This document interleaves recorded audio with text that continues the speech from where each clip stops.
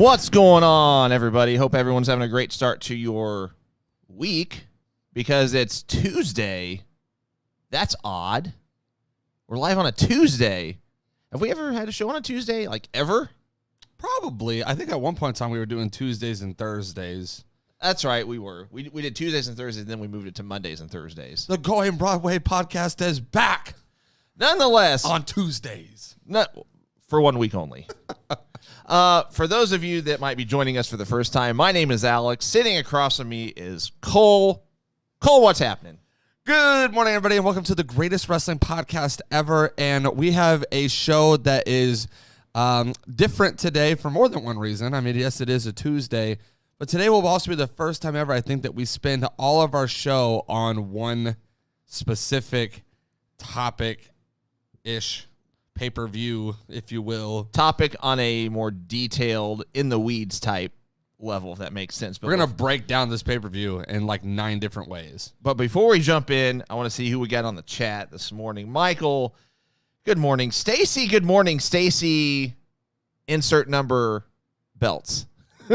Stacy's won a lot of belts from us, so it was Stacy 2 belts and Stacy 3 belts, and I'm getting a phone call, and... Is it important? I don't know. I probably should take it. Pause real quick. All right, let me take the reins. Let's say hello to a few people here in the chat. I can see most of you. Good morning, Michael. Good morning, Stacy. Good morning, Andrew. Good morning, Brian, Billy, Thomas. Good morning to you guys. Kenny, first-time listener. Thank you for following us on all platforms, and thanks for joining us. You are right. This is a great community of people. I love chatting with all of you guys, and I've gotten a chance to know most of you on a pretty cool level. So, Kenny, thanks for joining us for the first time. Alex is back. Sorry about that. Anytime I get a non-spam / local to our area phone call, it could be related to...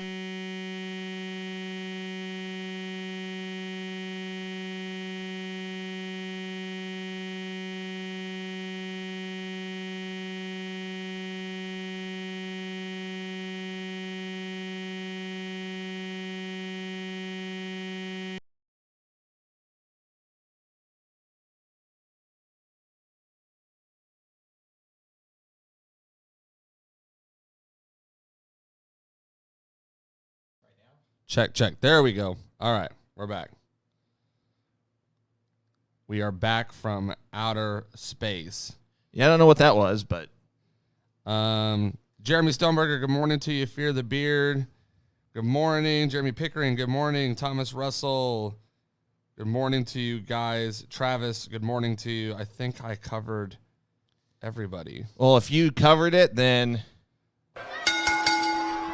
We shall jump right in. So, and by the way, guys, I apologize for stepping out. Well, what I was saying is this podcast isn't my main gig, if you will. I do finance, accounting stuff, and anytime I get a local call, it could be work-related, so I had to step out and take it. So, nonetheless, we're going to take our off-the-top segment and kind of discuss...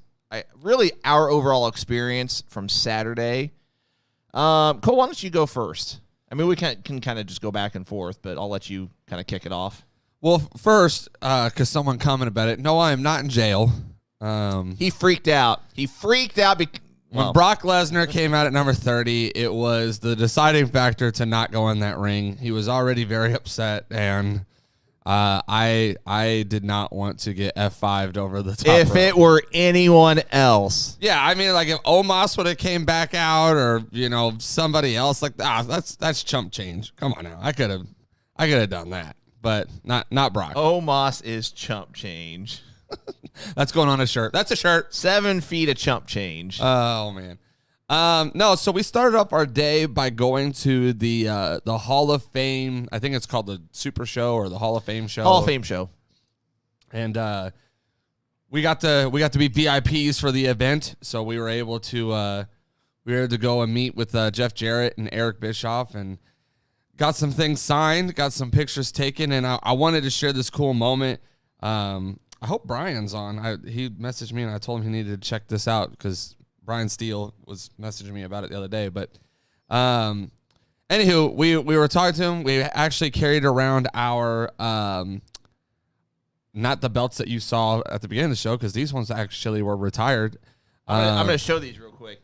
So we actually have 4 Going Broadway Podcast belts. We took our 2 gold-plated ones with us, and I left those at home on purpose. And I brought these out of retirement, but they're not hanging up because these belt hangers, the snaps don't match. So here they be. So we had our other ones with us, and funny story, Jeff Jarrett, I shook hands with him. He was looking at our belt. He goes, "Oh, this looks like it's made by Wildcat." Yeah. And he had noticed the design of the belt, could tell how good it was. And then he was looking at the plate, and he saw the Going Broadway Podcast logo on it.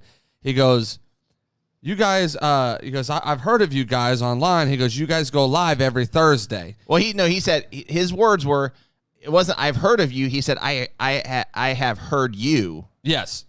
And he said, "You guys go live every Thursday, right?" And I said, "Yeah." He goes, "That's awesome, man." He goes, I love what you guys are doing. And he goes, we're going to have to get connected," is what he said. Yeah.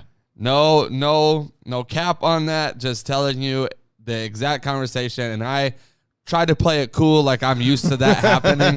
So I was like, "Yeah, man, that's great." But inside, I'm like, ah. It's like marking out inside. But no, I mean, that was super cool. I mean, anytime somebody that's in the wrestling world that, you know, I've talked to him about coming on the show, but I mean, that's been months ago. Oh, I mean, it's been a while. And so I don't expect him to, you know, I don't even know if I ever told him the name of our show. I just told him we have a wrestling podcast, and anyway, neither here nor there. But, you know, anytime someone gives us a compliment, unsolicited basically is what I'm trying to say, or anytime someone in the wrestling world follows us on social media, we get a follow from Sergeant Slaughter.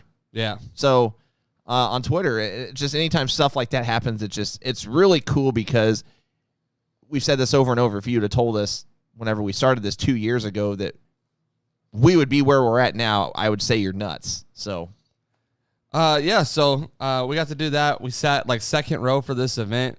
They talked some really funny stories. There was some really great stuff that we won't really get into here because maybe one of these days we'll have one of those guys on. It'd be a really great time to bring those stories back out of the woodworks and go maybe deeper into some of them and whatnot. But we did have a special guest. Why don't you tell them about the special guest that we didn't even know that we were going to get to see? So the setup of this whole Hall of Fame show was, I'll just kind of give you from the beginning, but long story short as possible. So we got there early, got in line, and we were probably maybe 10th in line. I mean, we weren't far back at all. And then we get inside, get really good seats.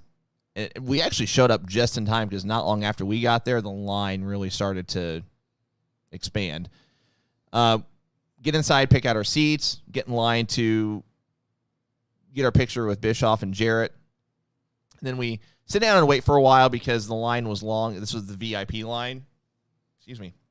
So basically just waited for an hour maybe, which, I mean, that was to be expected. And so once they actually started, they did their little intros. Conrad Thompson came out. Jarrett came out. Bischoff came out. So those three went back and forth, just kind of telling random stories. It wasn't a podcast format, I guess. They just told random stories, did some Q&A, and they teased at the beginning that they had a special surprise guest, and they usually do at these shows, just someone that's unannounced as kind of just a cool surprise. And then I was not expecting this at all. And then Conrad Thompson announces Nick Aldis. So Nick comes out, and they tell some stories from like Global Force, TNA, that Ring Ka King promotion that they had. Some really, really funny stories that they won't share on the podcasts. And out of respect for them, we won't share it either. So had to be there. Fortunately or unfortunately, I guess, however you want to look at it, in hindsight, we didn't have to leave early, but we did end up leaving early. Only about 20 minutes. We left about 20 minutes early. Yeah. Get down to the area vicinity of the dome, get into a parking garage, walk to the dome itself. Got to make some really cool conversations with people, handed out a bunch of our flyers. Got to our seats. We were 8 rows back from the ring. Kind of, how can I say this? If you are facing, on TV, if they have a shot of the commentary team, we were 8 rows back to the right. So if, for us, we're behind the commentary table, we're facing it was to the left, if that makes sense. So, you probably wouldn't have seen us on TV. It was too dark. Where we were sitting, the lighting wasn't really conducive to, even if the camera was in our direction.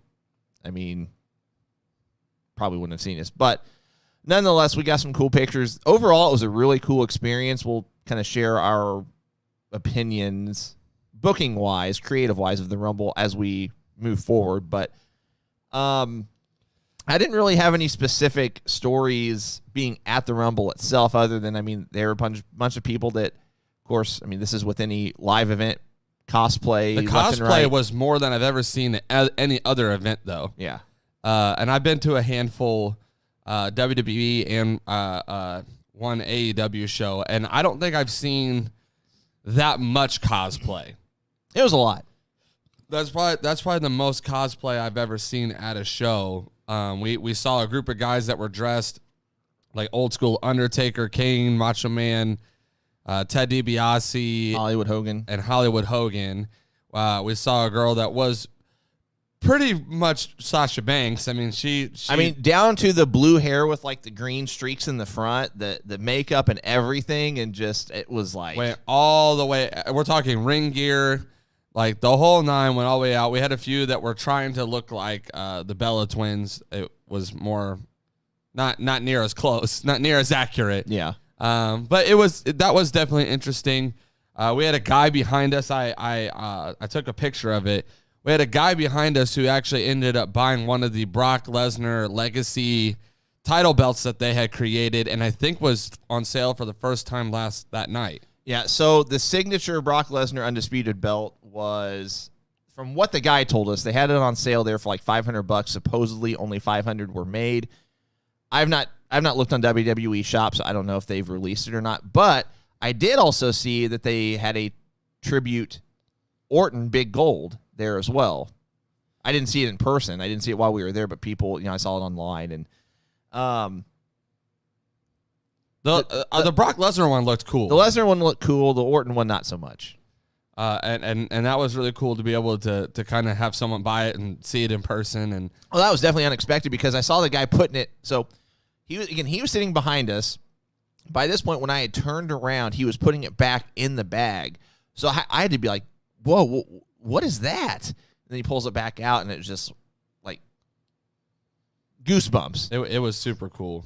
Personally, I wouldn't buy it for myself, but it was just any time a new belt is released, a replica, it's just it piques your interest. So we'll talk about one more little experience here, because it was right near where we were. The WrestleMania sign. I don't know if they announced this on air or not. I don't know if they announced on air, but it made its rounds on social media pretty quick. The WrestleMania sign caught fire not once, but twice, and in different spots. And we were sitting not underneath it; it was right behind us, probably 20 feet away. And so that's what I've been telling people. The first time it caught fire was after Ronda Rousey won the Women's Royal Rumble. She pointed to the sign, they did the pyro on it, and then it caught fire. Well, so to clarify, the first time it caught fire inside the sign, and it was causing it to melt, and so it was literally dripping. Yeah. And so they brought it down during pretty much the Becky Lynch dewdrop match. And you wouldn't have thought people would have been mad to miss that match, but people were mad because they had the sign down for probably about 30 minutes. Well, to clarify it, the reason why people were mad is because it was blocking their view. Oh, it came down and blocked the very back row of floor seats, and then it also blocked probably the first section of the actual actual seating in the arena. The sign, when they bring it down, I mean, it was massive. It doesn't look that massive. I was going to say, on TV, it doesn't look huge. I mean, it looks big, but it doesn't look huge. In person, it is huge. And it was blocking probably a good portion of the crowd. Yeah. For about 30 minutes. And you could hear them. They were frustrated. The whole floor seats came around the sign and stood up and watched. It was bad. The second time, it was, thankfully, at the end of the show, it did it again when Brock Lesnar pointed. What's funny, and as I joked as we were walking out, I'm just like, oh, they want to set fire to the sign again. I had no idea it literally caught fire a second time until I got home. I was just joking about it as they were shooting off the pyro whenever Lesnar won.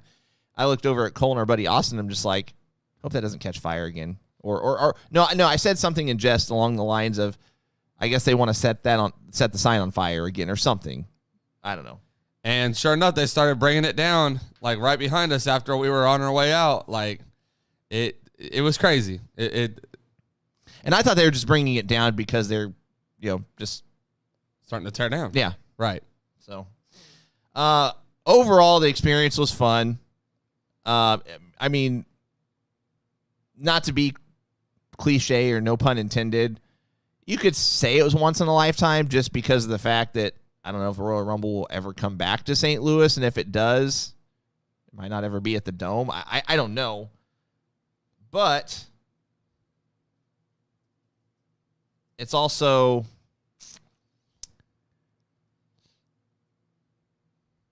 Well, we can just jump into it. The booking aspect was underwhelming. So we'll start the recap here. And I still need to pull it up. Just 1 second, guys.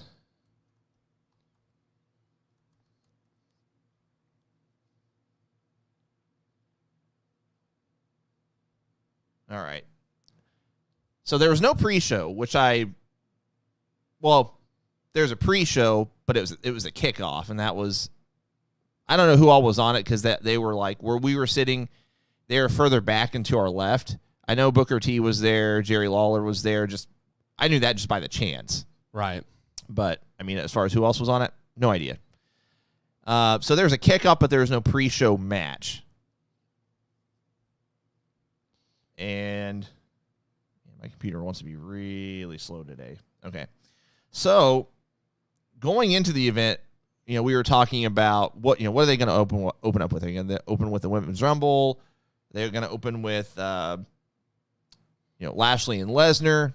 Those are my two picks. Whenever Reigns' music hit, I was shocked that they were opening with this match. Now, given the format of the event, it makes sense. But Roman Reigns usually isn't an opener. Well, another little experience moment that we had. Oh, yeah. And there were other fans who were kind of geeking out because they heard me say it. So as God is my witness, Cole totally called this. So we're sitting there, not before Roman Reigns even came out. We didn't even know Roman Reigns was going to be the first match.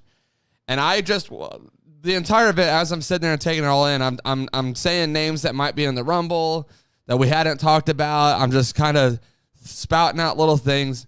And I said, what if Seth Rollins comes out to the old Shield music, comes through the crowd, and he's rocking the tactical vest and the whole nine. I swear, guys, like probably 10 minutes before the show started.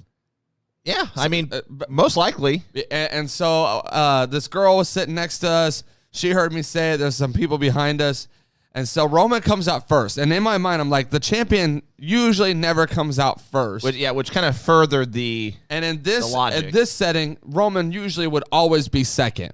There's usually not a bigger star that would have came out over Roman. Not to mention a good opener to get the crowd going is the whole burn it down thing.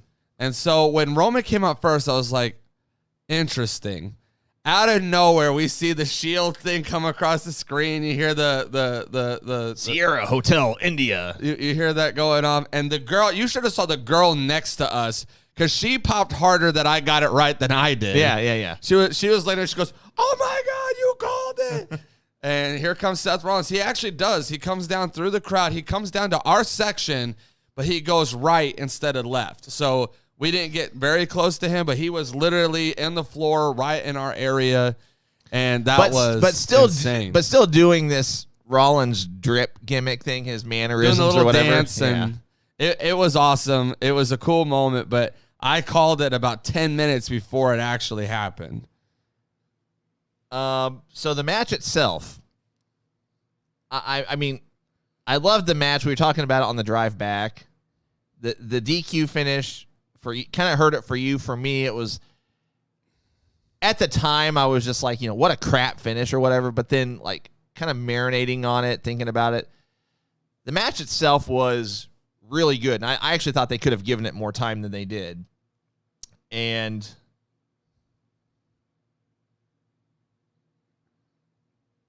I don't know if I'll hold my thoughts on something else I was going to say. But DQ finish, Reigns does the callback, if you will, to whenever Rollins turned on him with the chair, reversal of roles. Reigns hits Rollins in the back like he did to him. So, and I said it while we were there. I was like, okay, that's, good storytelling. I like it. I can get down with it. But they teased so hard towards the end of this that something was going to happen, and it didn't. So I was like, all right, well, that's that. I will say that this is probably the best storytelling of the night. Easily. And I enjoyed it. Again, the Shield stuff going on at the beginning, the mind games. There were a lot of great spots that they did within the match, a shorter match at that too. And as far as ranking it just as a one-off match, because that's almost kind of how it's feeling right now. I'm seeing people say that, Seth's going to be in a triple threat with Brock and Roman. No way. At Mania and all this stuff. And I'm like, that would make more sense as far as the storytelling aspect goes, but I don't, like you're saying, I don't see it happening. But this was probably the best storytelling of the night. And the DQ finish did kind of bother me just because if you want Roman to stay looking dominant, I think you give him the win over Seth. I actually thought maybe they wouldn't. And let Seth continue to hold that over his head, which by definition they do because of the DQ finish. Yeah. But I thought if you wanted Roman to continue to look dominant, I thought that this was the way to do it, was to have him get a win over. I totally forgot something as we were leading off the show, guys. I meant to tell you this whenever we started. Stick with us. We're going to do a giveaway at some point during the show. Oh, yeah. Totally forgot about that. You should have. You guys already know. But well, we're always giving stuff away here. Well, we haven't so much recently, but we wanted to kind of say thank you to you guys for checking us out on a Tuesday, which for a Tuesday, not really announced much ahead of time. We got a nice little crowd here. So stick around. I'm not going to say when we're giving stuff away. I'm not going to say what we're giving away. You just got to stick around and stay with us. So, bury the lead. But either way, I thought this match was good. I think it was actually the right call as far as an opener goes, because the crowd was definitely into it. Yeah, I mean, it makes sense for it to be an opener, granted the structure of it. But I mean, I was even if the rest of the card went differently, which we'll kind of go through our fantasy booking later in the podcast. Even withstanding some of at least how I would have booked it, I was all right with this opening. So, and then the rest of the night kind of just went down from there, for the most part. I mean, there were some plateaus, good spots, good things, but not overall. Okay, so Women's Rumble match was next. Ronda Rousey gets the win. I called this one last week. Just a hair under an hour. And okay. I was going to save this statement until later when we talk about the Men's Rumble. WWE, and it's evident that they did this, went out of their way to not have anyone from NXT in these Rumble matches. Why? Your guess is as good as mine. The only thing I can think of when it comes to NXT is, again, I think I kind of mentioned this that night, whether it was on the drive or whatever. It's abundantly clear that they're trying to keep that developmental and they're trying to keep that separated from the main roster. I think with the Black and Gold brand, they had such a good roster on NXT that they were able to kind of compete and be believable to beat some of these guys. But outside of maybe a top 5 in the women's and top 5 in the men's on NXT, they don't have a lot of names that I think are ready to be considered for a Rumble or a main roster spot. Now, I still think you could have had guys like Tommaso Ciampa, LA Knight, Cameron Grimes. Like there's probably a top 5 I could put together. You could put a top 5 together. Ron Breaker on the women's side as well. I mean, Raquel, Dakota Kai, Mandy Rose, Io Shirai, Kylie Ray, or not Kylie Ray. What's her name? She was NXT UK champion. Kaylee Ray. You could have had them, and that was a shocker, especially on the women's one. The men's one doesn't shock me as much because there were guys on the main roster who didn't make the men's roster or men's Rumble, which we'll get to. But the women's one kind of shocked me more because they already brought in probably 10 return. I'm not going to call them all legends because I hate they use that term, and most of them are not legends and probably never will be. But 10 returning names. Yeah. There was no Bayley return, which we were kind of skeptical on if she would or wouldn't.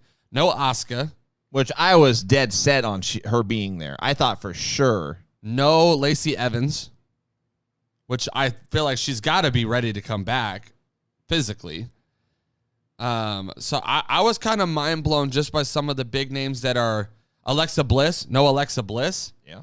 Even though I know they're probably trying to build a bigger story for her with this coming back to Raw stuff, but I'm shocked they didn't have that ready to go so she would make her return at Rumble. Like, there's probably names I'm missing as well, but like those are the ones that stick out to me that I'm like. So, yeah, let's break this down for a second. So, we're looking at the Women's Rumble only, which, by the way, again, Ronda wins, last eliminating Charlotte. I'm going to run down a list of either free agents or Hall of Famers or whatever. Melina, which that was a throwaway. She was in there for less than a minute. Like, what was the point? Just the pop. Big deal. Which she did. She got a decent little crowd reaction. So, Melina, Kelly, Michelle McCool, which she had a good showing. She's in there for over 20 minutes. Michelle McCool, she showed me that she would be one of those legends like Lita or Trish that I'd actually like to see come back and do a feud with like Charlotte Flair or Becky Lynch or Bayley or like someone who's got like a prominent role. But I liked Michelle McCool in the Rumble. Okay, so that's 3. Cameron. Which that was really just, I guess, to try to further the Sonya-Naomi feud. I don't know. So that's 4. Hang on, I lost my spot. 1, 2, 3, 4. Ivory.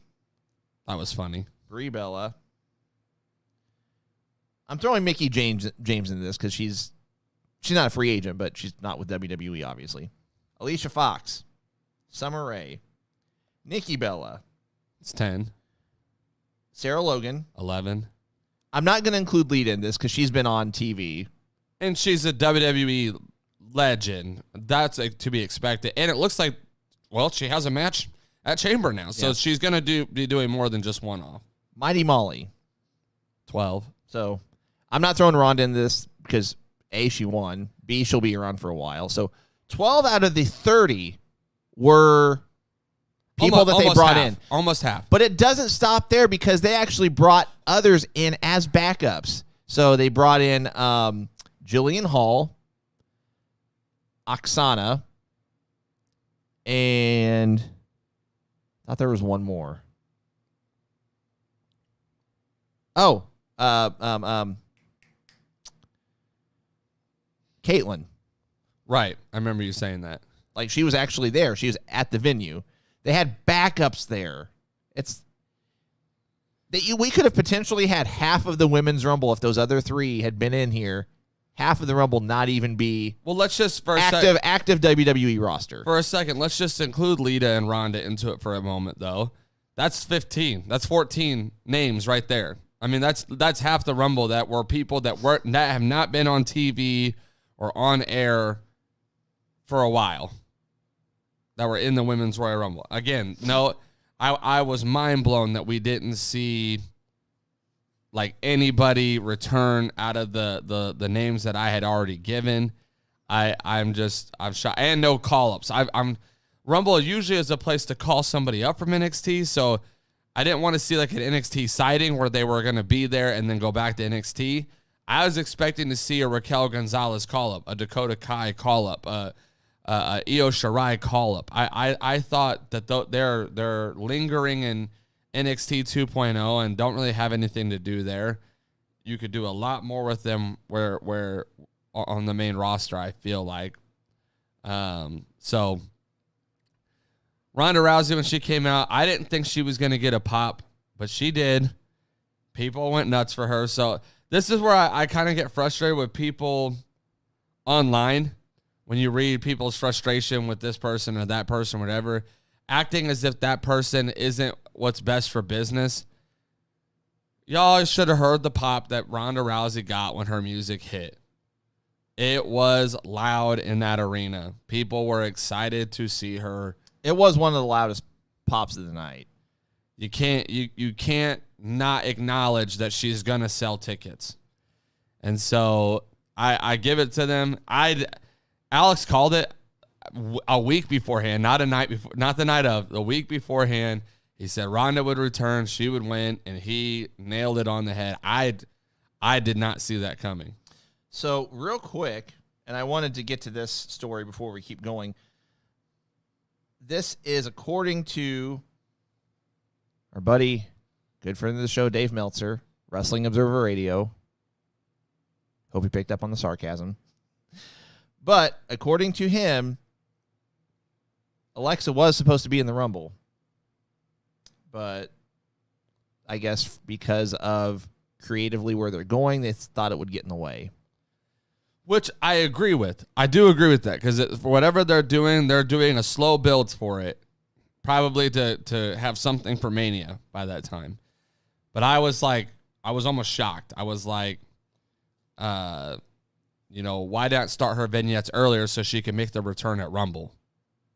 So that was just me. Let me get back to the right screen here. So the next match, and again, like we said, by this point, the WrestleMania sign had, when we say caught fire, it's not up in flames, but it did catch fire. So by this point, they brought the sign down. It was blocking some people. To be honest, I had my face in my phone during this match. Becky Lynch defeated Doudrop, a.k.a. The Drop. The match went right at 13 minutes. They probably could have given it 6, and it would have been fine. I'll put it like this. The arena went really dry when this match started.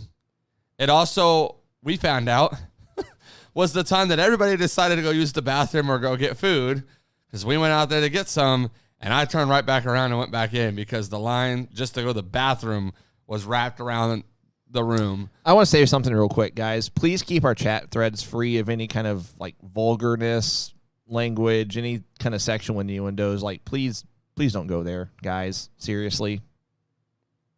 Like, we've said it over and over. Just please don't go there. I genuinely don't have to ban anybody from our shows. Just sorry. Continue.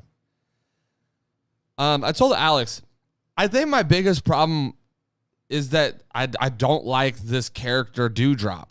It's not that I don't like the person or the wrestler. I don't like Doudrop. If she would have, if Piper Niven, I'm going to call her by Piper Niven. If Piper Niven was in this storyline, I think it would be a way more believable and interesting storyline, and I think people would have actually liked this match. I think all of us are just got such a bad taste in our mouth because we got a wrestler named Doudrop wrestling against Becky Lynch on the main card. I'll talk about this a little bit more in the fantasy booking part of our show, but I thought this match should have probably not been on the main card if on the card at all, because I felt like the build-up to this match was not very good, and it just was not believable that someone named Doudrop was going to beat Becky Lynch.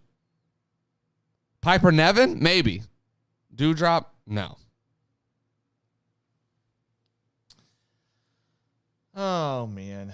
All right. So, next match, Lashley gets the win over Lesnar, wins the WWE Championship. Paul Heyman turns on Brock Lesnar whenever Roman comes out, gives him the spear. Heyman hands him the belt, and the rest is history. At this point, as soon as that 1, 2, 3 happened and Lesnar lost the belt, I knew he was in the Rumble. I wouldn't have said for sure, yes, he's number 30 until we saw who number 29 was, and then I'm just like, you got to be kidding me. And sure enough, like from this point on, the rest of the night was predictable. Like super predictable. For sure. And I'll say this. I was trying not. I think I was rooting with my heart and not my mind. Which, by the way, that match went 10 minutes. I wanted so bad for Brock to not be in the Rumble. You'll hear my thoughts when we get there. But there were other names that I thought were going to come out at that number 30 slot. But anyways, back to this match. This actually wasn't a bad match for what we thought a Bobby Brock match would look like until the end of it. I really think that this match, out of the two, both title matches were not clean wins. They were either a DQ or a dirty finish. I thought this match deserved a clean winner. Now, I will say this. Lashley needs to practice taking a German suplex. I don't know how it came across on TV, but, man, there were a few times he landed on his neck, his shoulder. Like he was turning into it like that way. And it did not look good. Not at all. Let's see. Edge and Beth Phoenix defeated Miz and Maurice, 12 minutes and 30 seconds. I was surprised because it was a double pin. Surprised Miz took another pinfall loss from Edge. I thought, now I'm starting to think differently. I thought this was going to be a feud that was going to continue into WrestleMania. They might be done with this. I think it's over. I really do. Miz fought Dominic Mysterio last night on Raw. And the way that they kind of did that match, it kind of looked like they were going to continue a feud with Rey, Dominic, and Miz somehow. And I could see that being a Mania match. Did they go any direction with Edge last night? Because I didn't watch Edge Raw. wasn't even on. Okay. Which I thought Edge might have been in the Elimination Chamber, to sell tickets. He might still be. I mean, they announced the people. Oh, they last night.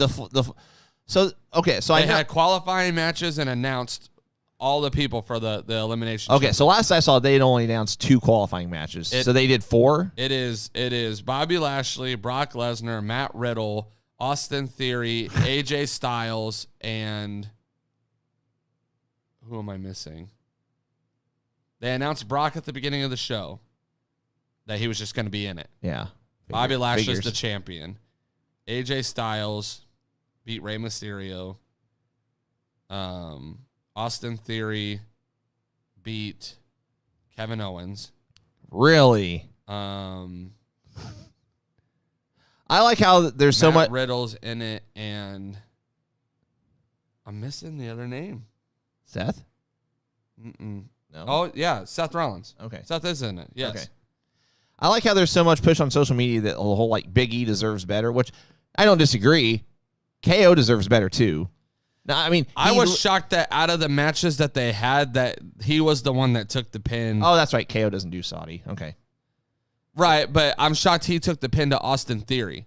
I would have had him against AJ Styles and had him take the pin to AJ Styles, because at least that's not hurting KO in the process. I think Austin Theory getting a pin over any of those guys, he's not ready to be in a chamber match and to be in the title picture.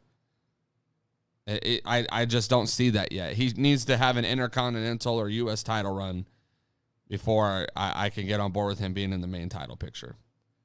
But regardless, I was impressed with the I actually thought this was the most entertaining match of the night. I liked the Seth and Reigns match, but this one here had more entertainment, I think, in it for me. I was more engaged, I think, in this match than I was others.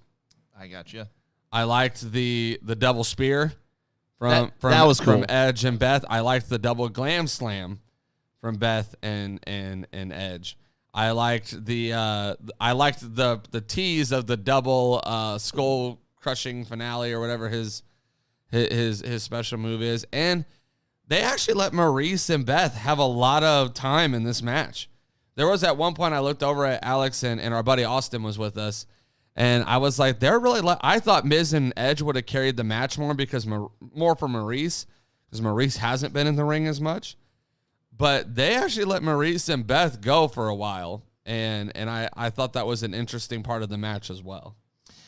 And then we have the Rumble match, which there are certain aspects of this men's Rumble match that I'm going to dissect a little bit, as well as kind of talk about some related stories related to this Rumble. But Lesnar won, last eliminating Drew.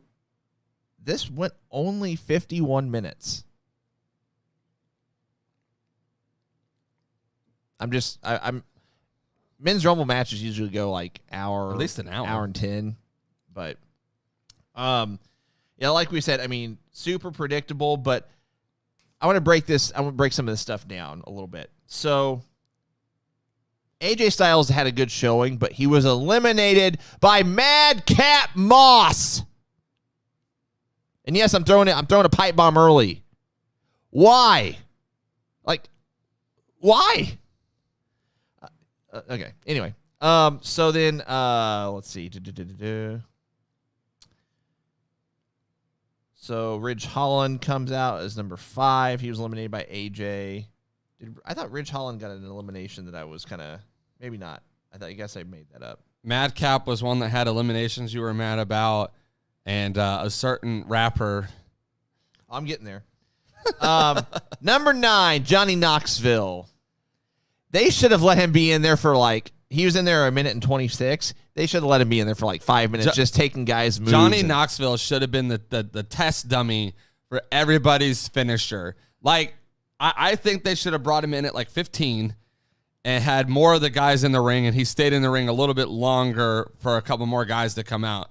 But I would have had him taking everybody's finisher over and over and over again. And then after the 10th finisher he took, he reverses one and eliminates the guy that nobody likes, an Austin Theory or a Madcap Moss or somebody that people would cheer that he actually, Sami Zayn, somebody that people would cheer that he actually got out of the Rumble, after it looked like he took a bajillion finishers, and then he gets eliminated. Rick Boogs is always entertaining. He had some cool spots in the Rumble where he was pressing guys up, but I saw someone on, I think it was Sean Ross Sapp, said he was why is he doing multiple presses, but he's not throwing him out? And I'm just I get that from a, trying to make it as real as possible standpoint, but you also got to entertain the crowd. I mean, it was entertaining. I liked it. Rick Boogs is entertaining. Let's see. Oh, yeah. Bad Bunny eliminating Dolph Ziggler. Bad Bunny eliminating Sheamus. I mean, guys, this is tame compared to how he felt the night of. You should have seen me. I was livid. I thought Alex was going to jump the guardrail and eliminate Bad Bunny. That's how mad. Now, to be fair, we knew ahead of time he was coming out. Yeah. We saw a dirt sheet, and he was definitely going to come out at some point. Well, so Ryan, he says they're setting up Sheamus and Bad Bunny at Mania. Supposedly Sheamus is blowing it off. Part of me thinks that's legitimate because Bad Bunny has tours that he's doing, and he's supposed to be in. Nobody wants to see Bad Bunny two WrestleManias in a row. He's supposed to be. I think I saw he's supposed to be in Miami the night of WrestleMania. So I don't think that's going to work. If he's going to have a match again, it was going to be at Chamber, probably in Saudi, to sell tickets. Anyway, let's see. Shane McMahon.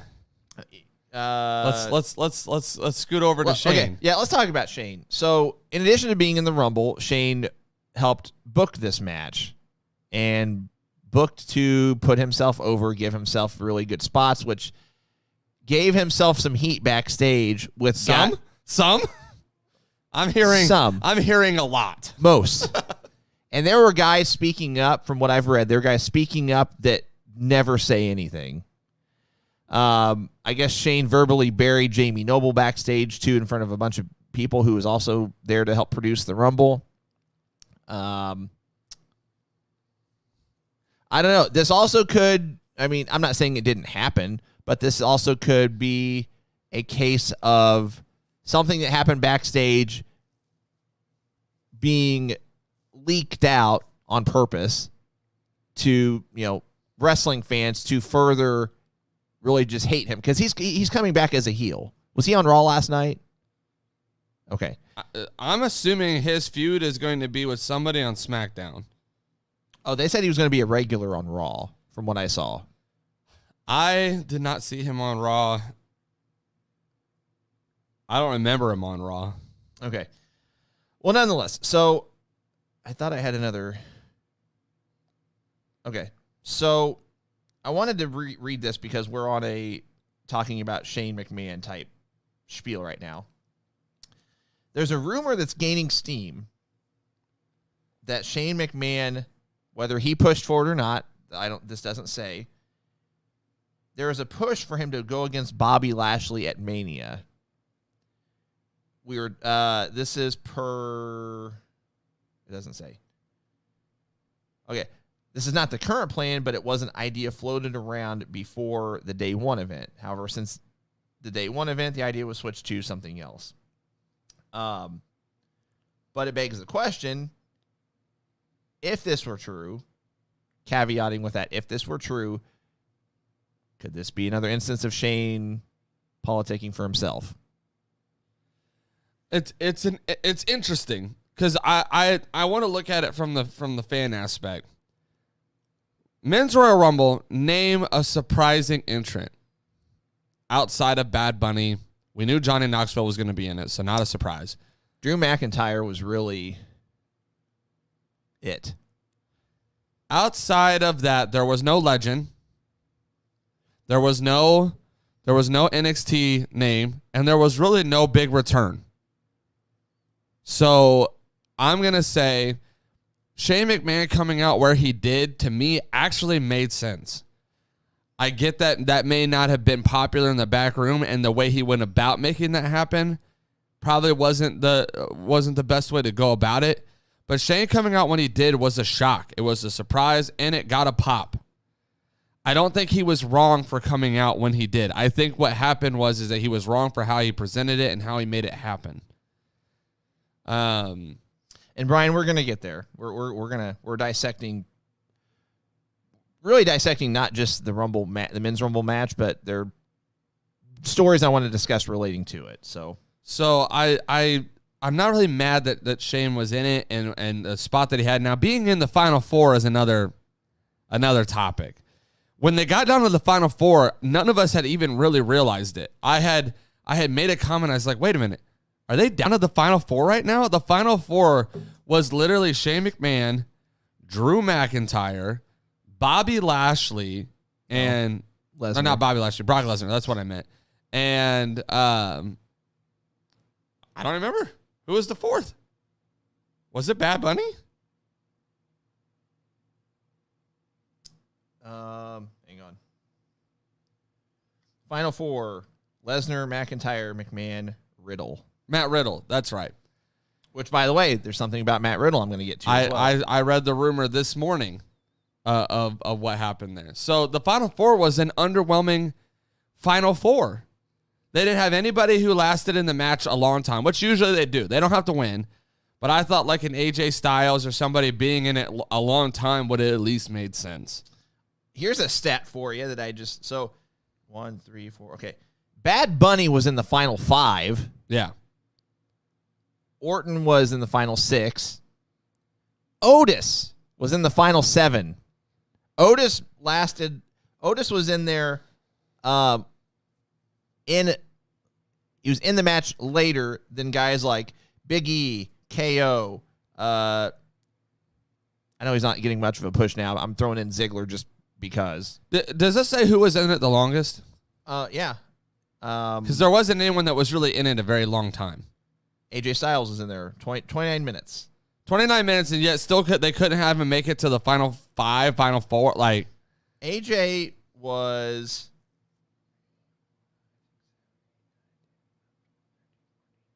He was not even in the final half of the field. I know. That's my point, is that everybody else was eliminated pretty quickly.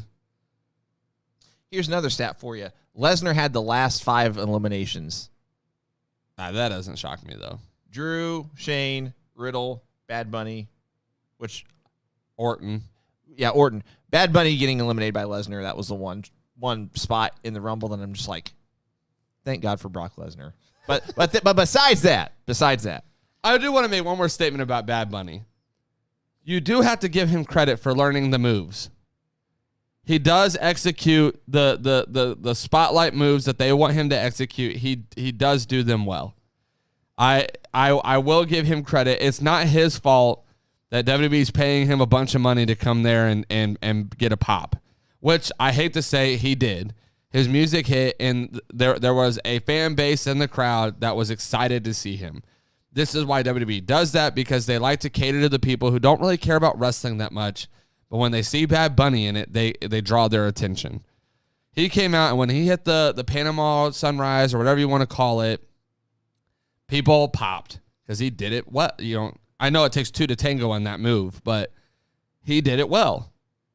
He hits the moves correctly, which is better than other celebrity wrestlers that we've seen. Yeah. So I have to give him, I do have to give him credit that he does at least execute moves correctly.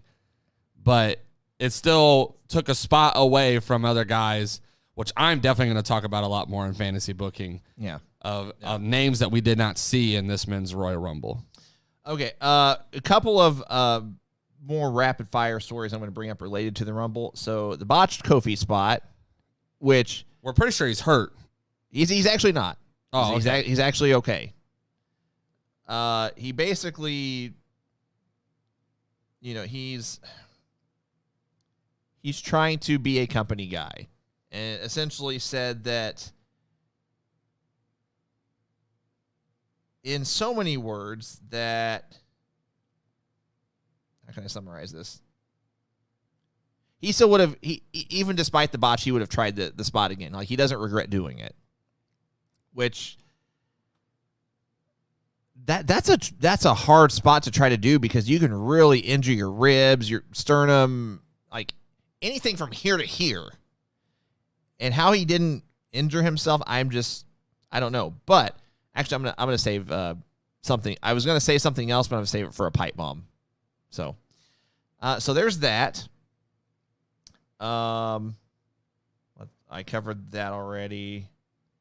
Oh, no, I didn't. So, speaking of Shane McMahon, and I just literally opened this article, so I really almost reading it at the same time you guys have, or you guys are hearing it, I should say. Creative plans have changed for Shane McMahon. It doesn't go into what specifically, but that's the reason he was not on Raw last night, and he was replaced by Austin Theory. So he was supposed to have Austin Theory's spot, I'm guessing, beating KO and being in the chamber. See, that would have made sense for him to fight KO. Would have made sense, but we're talking about WWE. Yeah. By the way, guys, this isn't. We've said this over and over and over and over. This is by no means us giving AEW a pass on anything. We're just calling it like we see it. Speaking of calling it like we see it, we have a host of others that agree with us, because as of this morning on is it cagematch.com? I think that's the website where they list all of the Royal Rumbles in history. This has the lowest rating of every Royal Rumble ever. So we'll see if that changes at any point, but I wanted to bring that up. Let's see. There's a story about Riddle, story about McIntyre, story about Orton, Lesnar. Before we get too far, I want to go back to the Reigns-Rollins match. So the original finish was actually Reigns going over clean, but they thought that the reaction would be... Well, hold on. I'll just read it. So the match was actually changed several times. Originally, the original finish was Roman Reigns was going to beat Seth. And as far as what was going to happen from there, we're not sure, but wow, this is really, whoever worded this is really botching their website. Basically, the just coming out of the Rumble show was that Reigns and Lesnar was going to be the big match of the year, and everything was at the Rumble was to accentuate that as the big match of the year. So both had to look really, really strong, but Vince changed the finish to basically all the chair shots at the end, similar to whenever Seth did that to Roman. There's this part of it. Shane was really pushing for Seth to be in the Rumble, but when he took the beat down, the feeling was that it'd be really stupid for him to be in the Rumble after taking that quote-unquote terrible beating.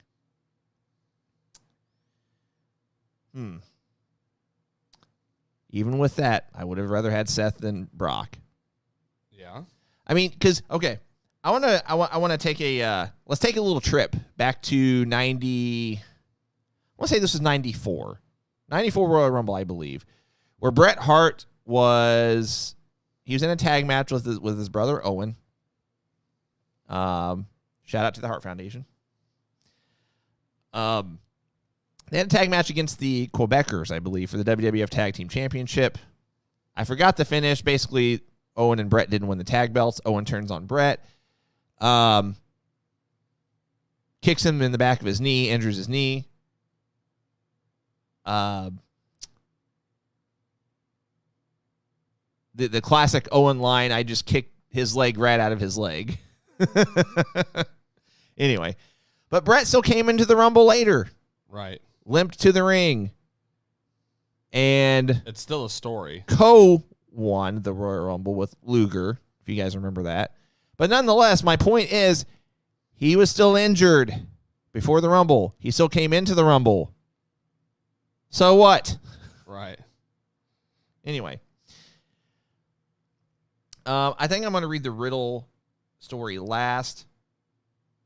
So with the Lesnar Rumble win, supposedly it was not a last-minute decision.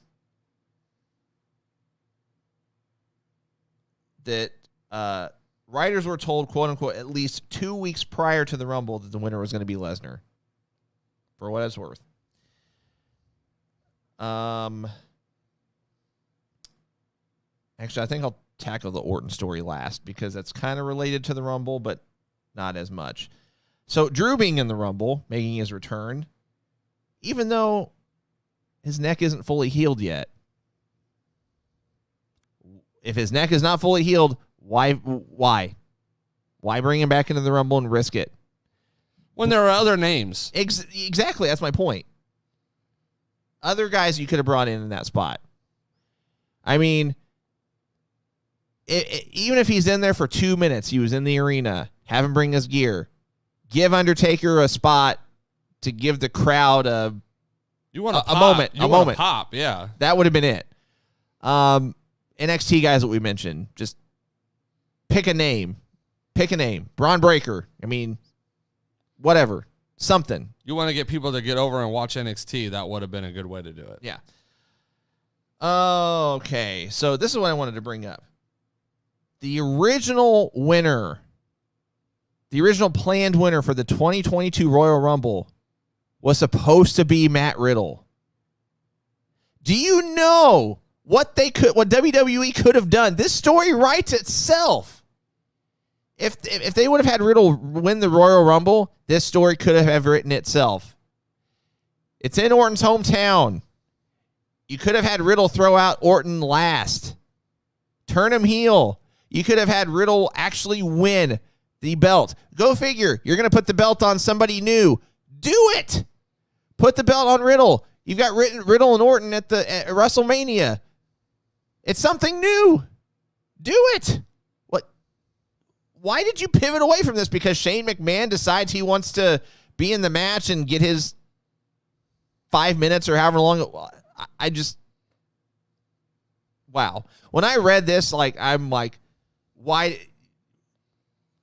So the only problem I have with Riddle winning is that I don't see them turning him heel. He sells too much merch. He's too much of a fan favorite. He's kind of like the New Day. I just don't know if you could ever get him heel. And that's where I'm. Or you don't even have to turn him heel. Just kind of tease like That's where I agree with you that do it different, because I have a whole version of Matt Riddle that I think would still get over with fans.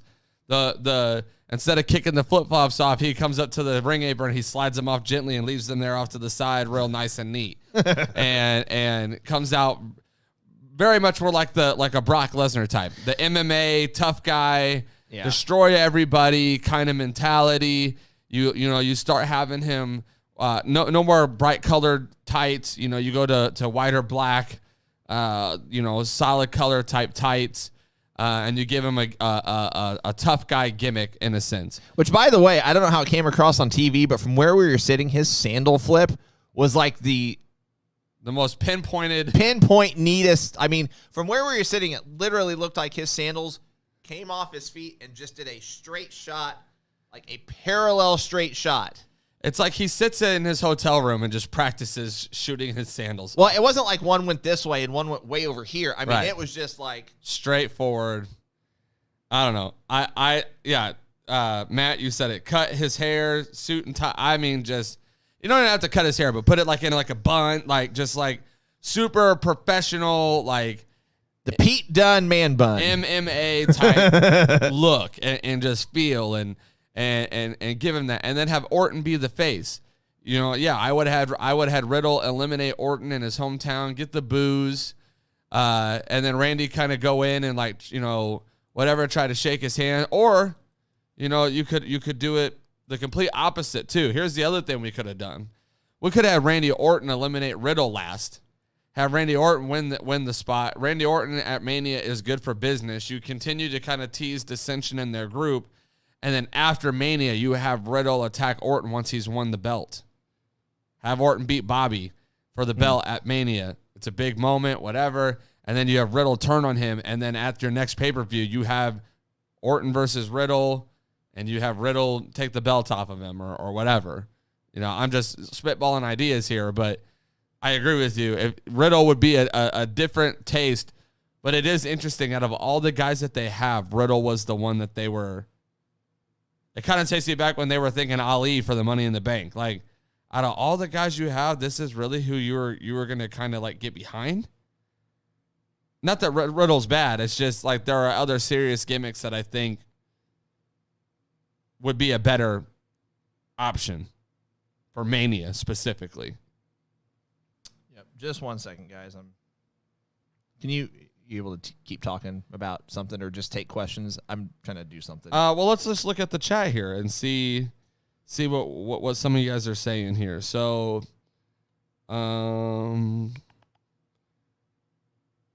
Matt says, I was hoping Mox would have been the big surprise to have a triple threat match at WrestleMania with Roman and Seth. Wishful thinking, but it was not going to happen.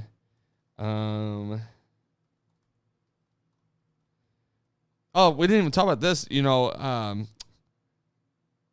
Matt Riddle has been pretty vocal about wanting to fight Brock Lesnar in the past, and they didn't even really do a tease between him and Lesnar in the Rumble. Matt says Brock disrespected Riddle with throwing him out the way he did. Yeah, I saw that comment. What was that about? Because I don't remember. Lesnar threw him over. I just don't remember how it was done. I don't necessarily remember the spot either. I just remember him getting thrown out. But you would have thought they would have had like a face-off or something to kind of tease that. Yeah, that's one thing we didn't really get in either Rumble. I think there was one in the Women's Rumble. I forgot what it was. We didn't really get like the classic face-off and the pop that associates with it. Didn't really get that in any Rumble. Like we've gotten it with Lesnar and Keith Lee a couple years ago. Just something like that. Right. And we didn't get it. I was shocked that we didn't. That's a good point. Matt says that Riddle's kind of like R-Truth. I think I would agree with R-Truth a few years ago when he was still able to be considered a title contender, maybe not a main title contender, but mid card at least, I could kind of agree with that.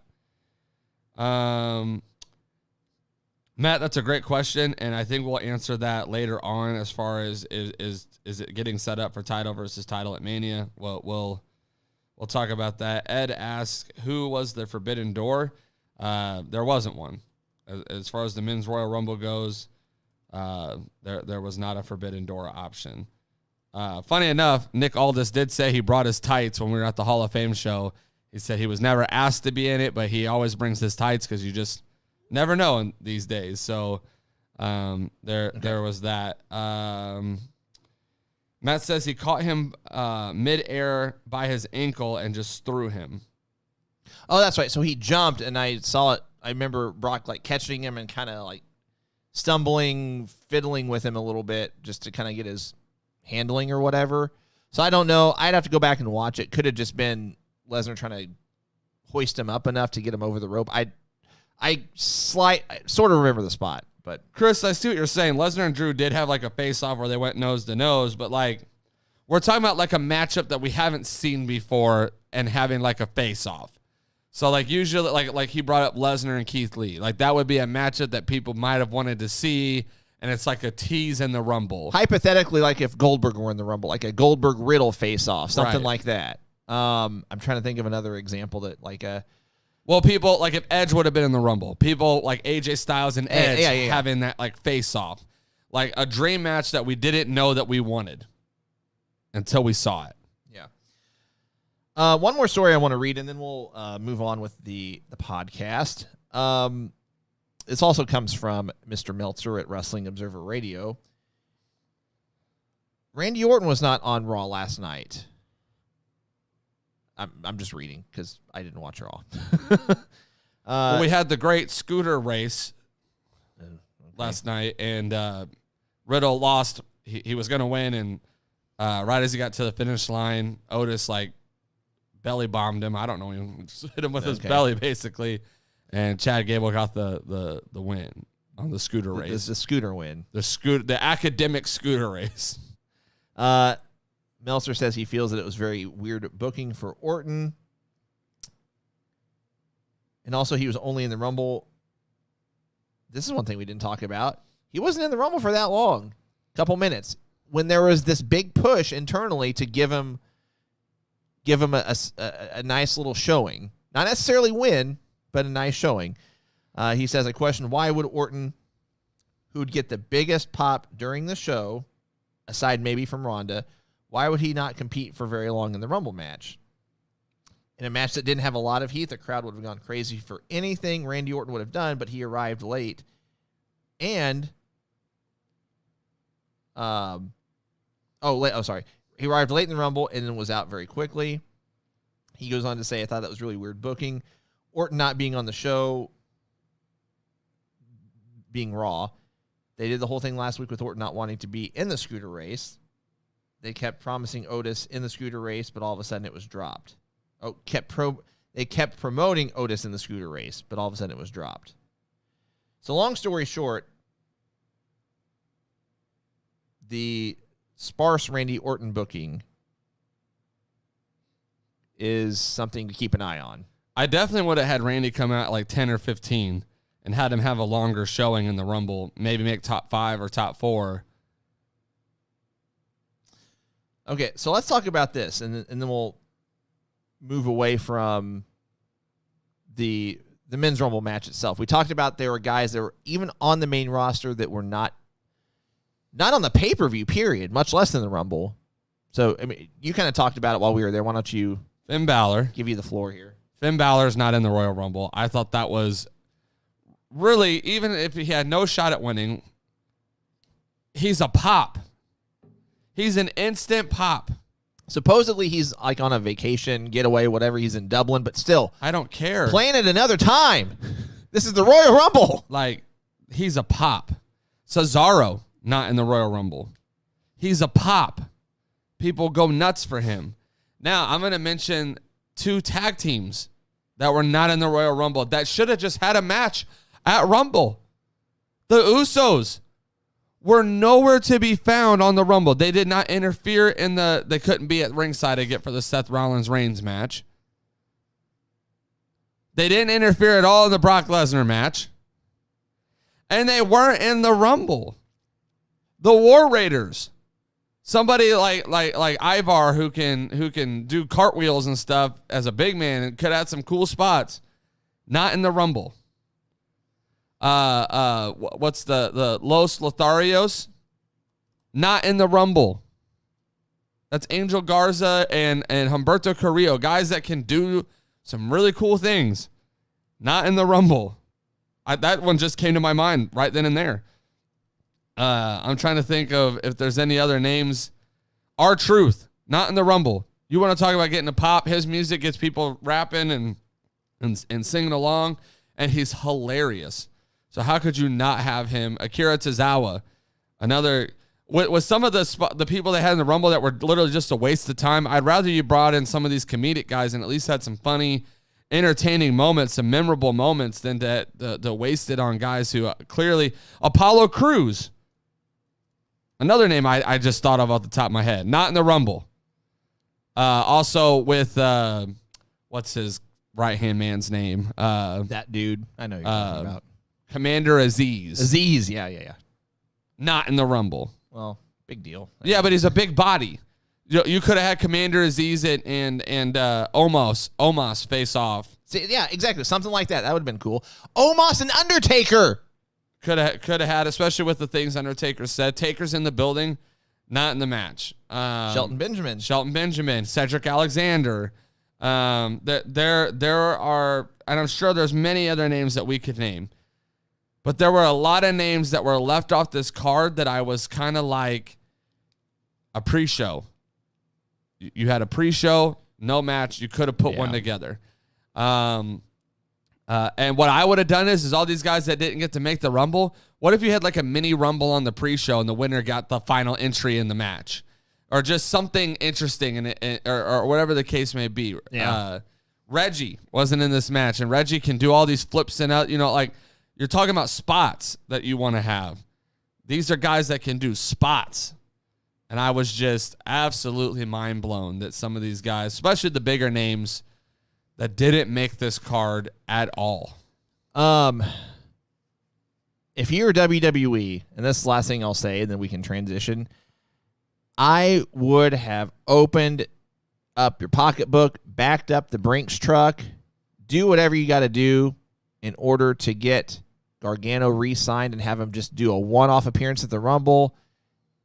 I don't know when Candice is due. That could have played a part in it. But if she's 30 to 35 weeks long, I don't know, I'm just throwing out numbers. He could have been in the Rumble. Yeah, re-sign him. Gargano, even if you don't want to re-sign him, give him just like what you did with all these other guys that came in. Just ask him to come to the Rumble, give him a payday, and then, let him go back to what he was doing. And I think Gargano, they might have tried that. Gargano might be being as strict as he really is saying he is and saying, I'm not doing anything until this happens. And that's the case, cool. But I'm just curious, who Matt says he's from St. Louis too. Who's he talking about? I know we named off a bunch of guys, but I'm trying to think who's from St. Louis that we mentioned. Matt, if you're still watching, help us out. Because I know Cedric's not from St. Louis. Shelton Benjamin's not from St. Louis, is he? No. Cedric Alexander, maybe? No, I just said he's not. I know he's not from St. Louis.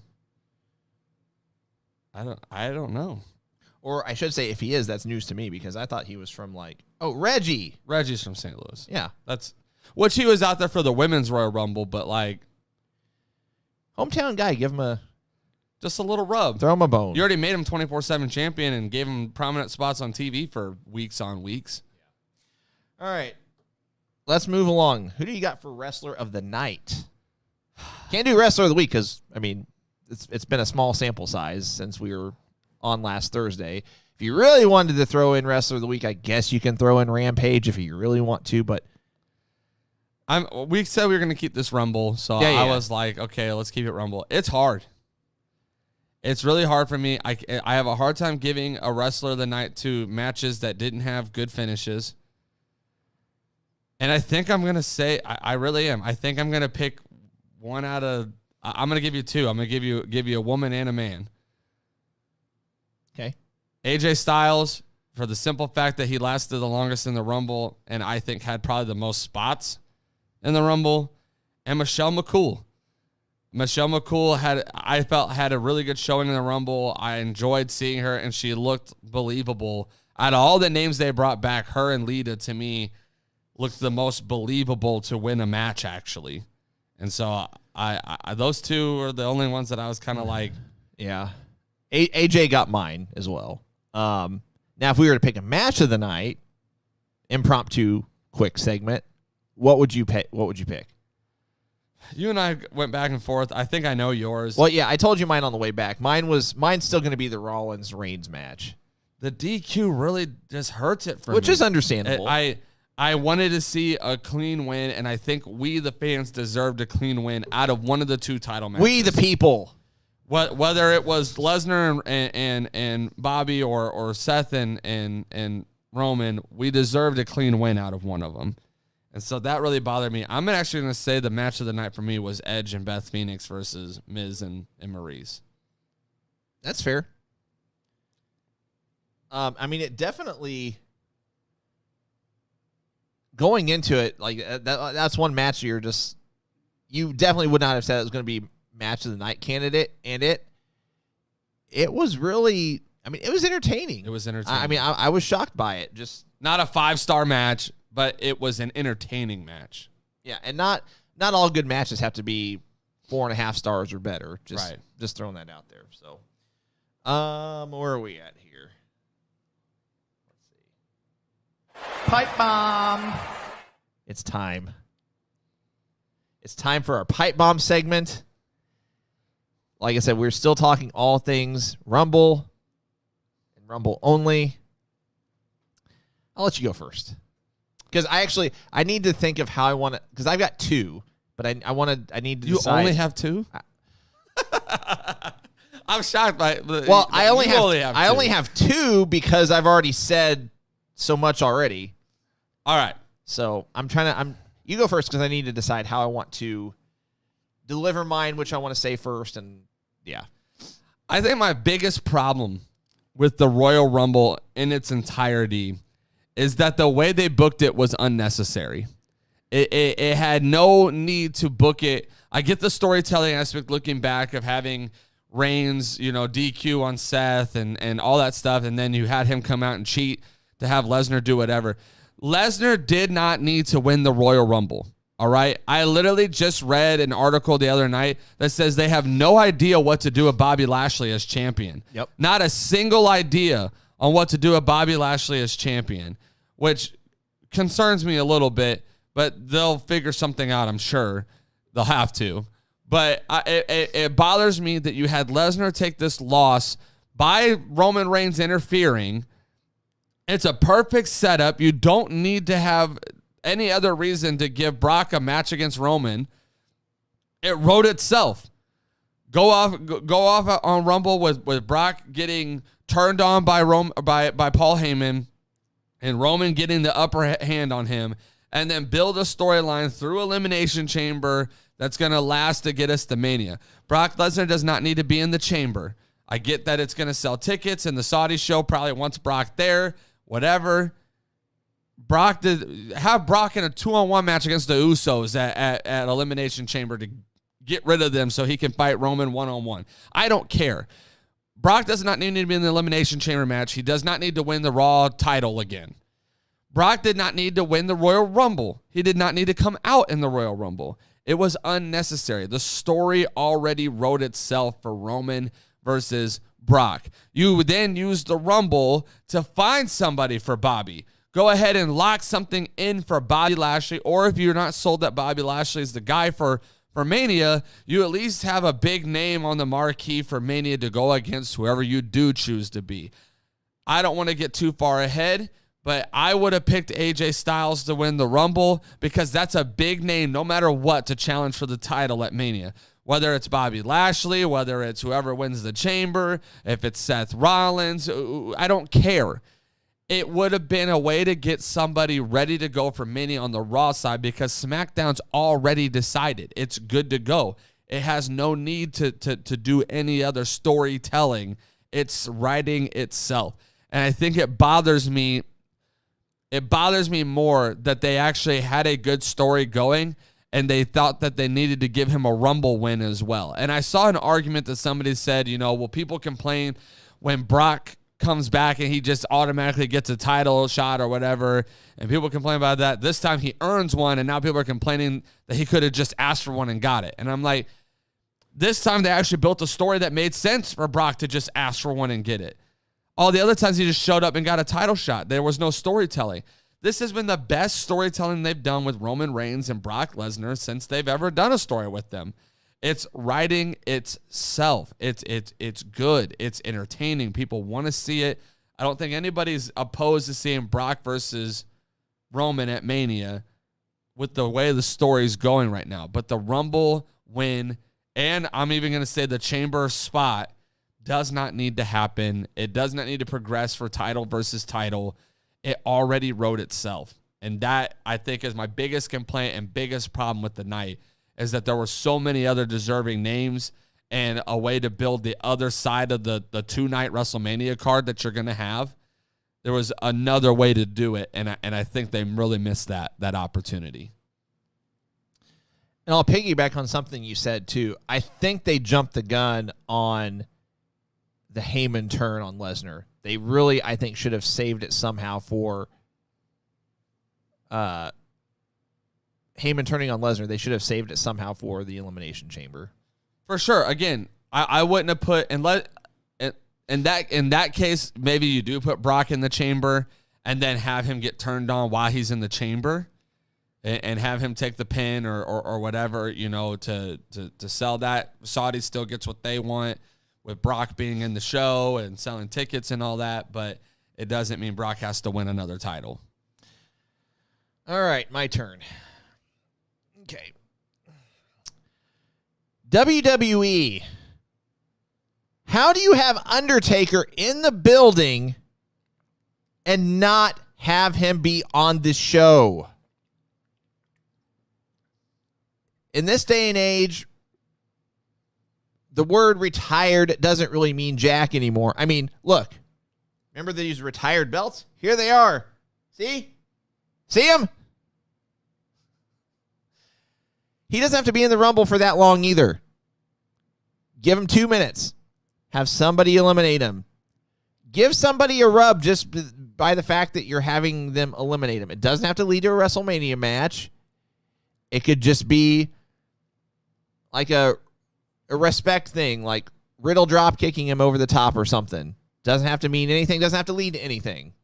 It blows my mind, and I get why he was there. Michelle's in the Rumble. They're married, et cetera, et cetera. I'm cool with that. Whatever. If you're Vince McMahon or Nick Khan or whoever is, whatever, whoever's making the phone calls, if you know that he's coming, have him bring his gear. Just, frame it in such a way that, hey, just in case, would you mind bringing your gear? We're not, it's probably not going to happen. But then once he's there, be like, well, would you mind making an appearance for the crowd? Your entrance and walking to the back will last longer than you actually being in the Rumble. It'll give the crowd something to be happy about. Part of me wonders if they knew ahead of time that just with, the lackluster, let's just be honest. The guys in the Rumble, there weren't any surprises, I guess is what I'm trying to say. They had to have known ahead of time that people were going to think that the men's Rumble was lackluster just based off the fact that there weren't any surprises. Now, I mentioned to you on the way back, leaving the Dome, that they might be trying to get away from doing surprises altogether. And if that's what you want to do, then cool, fine, whatever. If that is what you're wanting to do, I think they should do something like you said and have a mini Rumble ahead of time for not only a spot in the Rumble, but spot number 30. Yeah. So that way that spot number 30 is not going to be a surprise. Therefore, you're not anticipating something big at the end. it just blows my mind. I'm floored by the fact that they knew Undertaker was going to be in the building, and nothing happened. And I'm seeing some people's comments, and I get what you guys are saying, but here's the thing. The only thing I said to Alex about Taker when we were talking privately is that maybe it's too soon to have him in a Royal Rumble spot because he just retired, and everyone's going to say, oh, he was lying again. He's not retired. That wasn't his last match. He was in the Rumble. He's going to be at Mania. I do get that argument. But at the same time, you already know that people are going to question the call on Lesnar winning this and you know, so on and so forth and all this stuff. I don't think he robs Michelle McCool of her spot in the Women's Royal Rumble. No. Michelle McCool has her own name. Not near as big as Taker. I get that. But and people know who Michelle McCool is without Taker. And her 20 minutes in there, like, I still would have remembered that even if had Taker come out. And if anything, that would have been like, wow, like, this is really cool. Like, you know, Michelle got her 20 minutes. Even if Taker was in there for only 2 minutes, like, and look, I should have prefaced by saying I am selfishly saying I wish he was there because I've not been in an arena before when Undertaker's done his entrance and spiel and whatnot. So some of this is coming out of selfishness, but at the same time, you've got 45,000 people. Like, can you imagine the reaction that would have gotten? Because it's not every day that St. Louis has a crowd of 45,000 at a sporting event. It's been quite some time. We've not had an NFL team since 2018, 16, 17, somewhere in there. I don't even know at this point anymore. I mean, you get Cardinal fans, you know, packing a stadium for 40,000, but I'm talking outside of that. Like, St. Louis Blues, they don't get crowds like that, and I should be more specific. We have not had a wrestling show with that many people in St. Louis in a while. Maybe ever. So, all right, you said you had two. I can give you one more. So we talked about earlier in the Royal Rumble. Oh, sorry, I was going to answer. Travis, you might not want to see him in the ring anymore. That's cool. I'm not saying a full-on match. That's why I prefaced by saying 2 minutes. A Rumble spot's different than a match, though. Yeah, and I think that's what we need to address is that I would have been okay with Shawn Michaels or Triple H or some of those guys coming out for the Rumble spot because it's the nostalgia for fans like us who like just hearing their music and reminiscing on their careers, knowing that they don't need the win at all. And if you weren't going to put certain guys in the match to begin with, I much rather would have popped for Shawn Michaels' music, Triple H's music, Taker's music to hit, knowing they weren't going to win, than to see Ricochet come out for the 15th time, even though I'm a huge Ricochet fan, knowing he's not going to win. Or I'm going to say Omos, because I didn't care for him to be in the Rumble. I didn't want him to win. I was cheering every time they tried to get him out because I did not want him to win. Like Madcap Moss. Like, there's just guys that people would have popped harder for and would have enjoyed seeing more than some of the names that were in the match. Now, caveating off of that and going into my last pipe bomb, we talked about with the Royal Rumble, it kind of being an underwhelming roster for the Men's Rumble specifically, and some of the names that weren't in the match. I am absolutely mind blown that they did not put other matches together for guys that didn't make the cut for the roster for Royal Rumble. You would literally have a tag title match that had already wrote itself. There's already a feud in the works for the Usos versus War Raiders.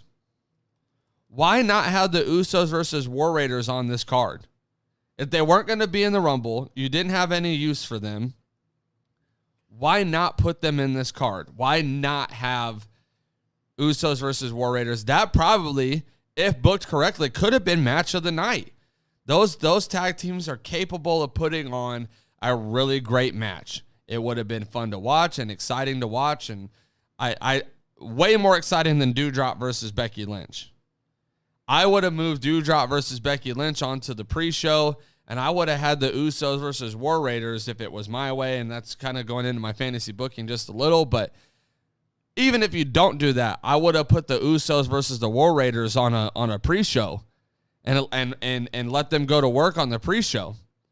I'm mind blown that they had Finn Balor not in this match. How do you grant one of your top guys a vacation during your big 4 pay-per-views of the year? Yeah. How do you have Cesaro, who has a huge fan base and is literally tired of people are tired of him getting overlooked time and time again, not even in a match like this?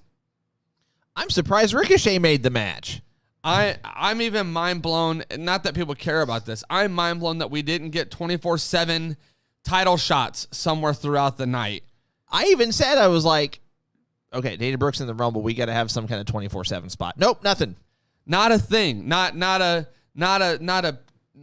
R-Truth not being in the Rumble literally was a mind-blowing thing to me, because when his music hits, fans rap. Like, you want to talk about getting fans invested and getting people on board with what you're doing, knowing that they're probably, again, not going to be very enthused by your choice of selection of the winner of the Rumble. R-Truth coming out gets fans happy. It gets them pumped, and he raps the song, and it's all good to go. Like, those are the kind of things that I felt like overall, my pipe bomb, I guess, would be, is overall the Rumble missed it in a lot of ways to capitalize fully on the event. I would have been okay with Brock winning and Ronda winning. That doesn't bother me as much as do it better. If that's your selection, if that's what you want to do, I don't really care, because it still sets up for Mania the same way I thought it would. Yeah. But do it better. Have better names that make me pop more. Have better matches outside of the Rumbles that make me want to watch. Lesnar getting beat by Bobby Dirty, Reigns winning by DQ, Doudrop versus Becky Lynch, all matches that to me were letdowns compared to what they could have been on a big 4 pay-per-view. The only match that I felt lived up to its hype was Edge and Beth versus Miz and Maurice. The rest didn't really do anything for me, which is why I'm like, pre-show, give me a battle royal for a spot in the Rumble. Give me War Raiders versus Usos. Give me, if you're not going to use Cesaro and Finn Balor, give me Cesaro versus Finn Balor in a one-off. I don't care. Like, yeah, and granted, like most of these guys we were mentioning, again, we don't know COVID situation, protocols, blah blah blah. You know, we might not ever know, whatever. But not all these guys had COVID. You cannot tell me that every single one of these people had COVID or were in contact with someone with COVID. Like, it just, no. My other pipe bomb is going to be not for WWE, but to the WWE fans that think that they're going to unify these championships. They may have a title for title match. I'm not saying that they won't do that. They've done it before. You might have Reigns as a champion, and you might have Lesnar as champion. You might have a title for title match. They're not going to unify the championships. They're not going to do it. I don't know if it's just you're making a prediction and you want to be right, or if you legit think that that's going to happen. You're not going to have one champion on both brands. It's just not going to happen. It's not going to work. I just see so many people are on social media. They're just like adamant about it, and they're just like, "Oh, I know I'm right. Like it's going to happen. You just wait." Again, I'm not saying that they're not going to have a title for title match. I wouldn't book it that way. I don't think it's going to happen. But if I'm wrong, I'm wrong. They might have a title for title match where I don't think I'm wrong. I'm almost positive I'm not wrong. They're not going to have one world championship representing all of WWE. It's not happening. It's just not. It'll be Roman 2 belts or Brock 2 belts. What's funny, guys, is that we see WWE repeat storylines all the time. Brock coming out at number 30, doesn't that sound familiar of Becky Lynch coming out after she lost her belt at Rumble just a few years ago, entering the Rumble spot because she beat the living tar out of somebody, I don't remember who it was, to get into the Rumble match. It was Lana. Yeah. And got into the match and then won it, and then she goes on to win at Mania. It's the same storyline for the men. Yeah. Brock lost, got into the match. Number 30 won it. He's going to go to Mania. I agree with you. I wouldn't book it that way, but we could see title for title at Mania. But they're not going to unify them. It would just be somebody has both titles. They'll get defended across both brands probably until Money in the Bank, or one of the titles will get dropped to somebody back on the respective brand that it needs to go to. That might be how they swap titles too, because I read they wanted to swap the titles to the respective brands. So yeah, I saw that too. Promotional consideration paid for by the following. Guys, stick around. We got some really, really, really, really, really, really, really cool announcements coming. We're going to give you specifics on one. We're going to tease a couple of them. So the month of February is going to be insane for us in a good way. But before I get there, you can check out the Going Broadway podcast across all social media platforms. We're on Facebook, YouTube, Twitch, Twitter, Instagram. So check all those out. Please like, share, subscribe, hit the notifications button. The social media platforms are scrolling across the bottom of your screen right now. Please make sure, though, that you hit the notifications and follow us on YouTube and Twitch specifically. So on Twitch, give us a follow. On YouTube, subscribe. Again, hit the notifications button, because today is our swan song for Facebook. This will be the last Going Broadway podcast stream that will be on Facebook. After today, there will be no more streaming on Facebook. We're actually not on Twitter today. For some reason, whenever I hit the button, it just wasn't working. So we'd only get like 1 or 2 viewers on Twitter anyway. Let's just be real. So, but going forward after today, so starting next Thursday, so it'll be a week from this Thursday. What's the date on that? The 10th, I think. Thursday the 10th, I believe. Beginning Thursday, February 10th, we will only be streaming on Twitch and YouTube. So make sure, again, give us a follow on Twitch, subscribe to our YouTube channel, hit the notifications button so you'll be alerted when we go live. But we will have certain streams that are only on Twitch. So if I were to recommend one or the other, if for whatever reason you only wanted to do one or the other, I would pick Twitch if I were you, because we're going to have certain streams that are only on Twitch. And we'll get to that in just a second. But before I do want to let you know that you can check out goingbroadwaypodcast.com. Our website is up and running, as is our shop. Actually, I'm jumping the gun a little bit. We do have a Patreon page as well, patreon.com/goingbroadwaypodcast. If you wish to become a monthly financial supporter of the podcast, we do humbly and greatly appreciate it. You're helping us to do a lot of fun, cool, awesome things to, really get our name out there, get the brand out there. I hate calling it that, but you guys know what I'm saying. Anyway, Chris Robinson likes getting flagged for spam. Well, sorry. Not going to happen anymore. That is part of the reason we're going away from Facebook. But nonetheless, back to our website, goingbroadwaypodcast.com. Check out our shop. All of our T-shirt SKUs are up, including this one. These are our Saturday Night's Main Event tribute shirts. We were rocking these at the Rumble, at the Hall of Fame show. They do come in the red, white, and blue, as well as our green, white, and black podcast colors. So check those out. We do hope to have a new shirt up fairly soon. I know it's in work right now. So to be determined. But hopefully within the next, week or two maybe. Maybe we'll reveal it on our upcoming. Good call. We'll get there. I want to go in date order. Let's do it. So, but yeah, I think we will save our reveal for what you're talking about, and we'll get there. Tease. So this Sunday, we do have our very first off-site, if you will, off-site podcast at Glory Pro Wrestling. It is at the South Broadway Athletic Club, which coincidentally enough was the same venue that they had the Hall of Fame show at Saturday. We did a little scouting while we were there. It's a cool venue. I'd never been there before.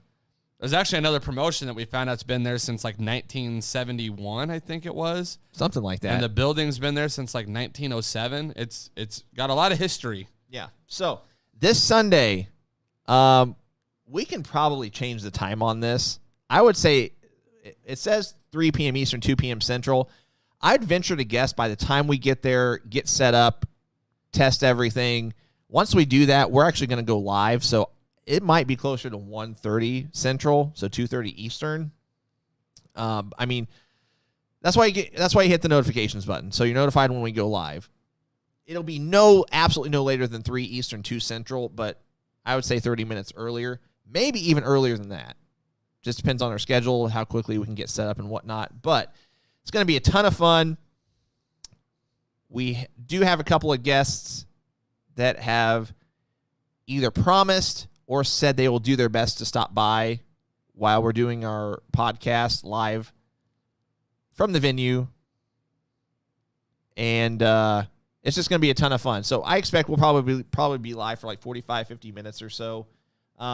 We can take the ignore the Facebook logo because we will not be on Facebook at that point. Actually, we would technically still be by your calculation. We'll leave it on Facebook. Why not?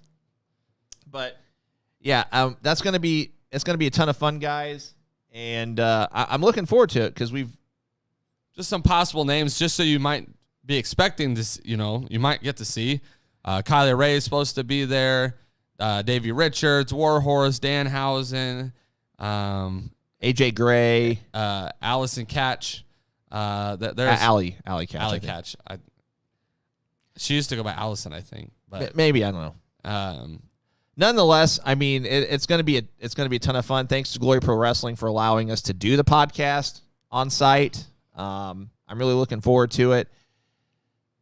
Fingers crossed we don't have any audio or video hang-ups because we've never done an off-site podcast before outside of our house shows. But I mean, that's our own Wi-Fi. We're pretty confident in our own connections and whatnot. I'm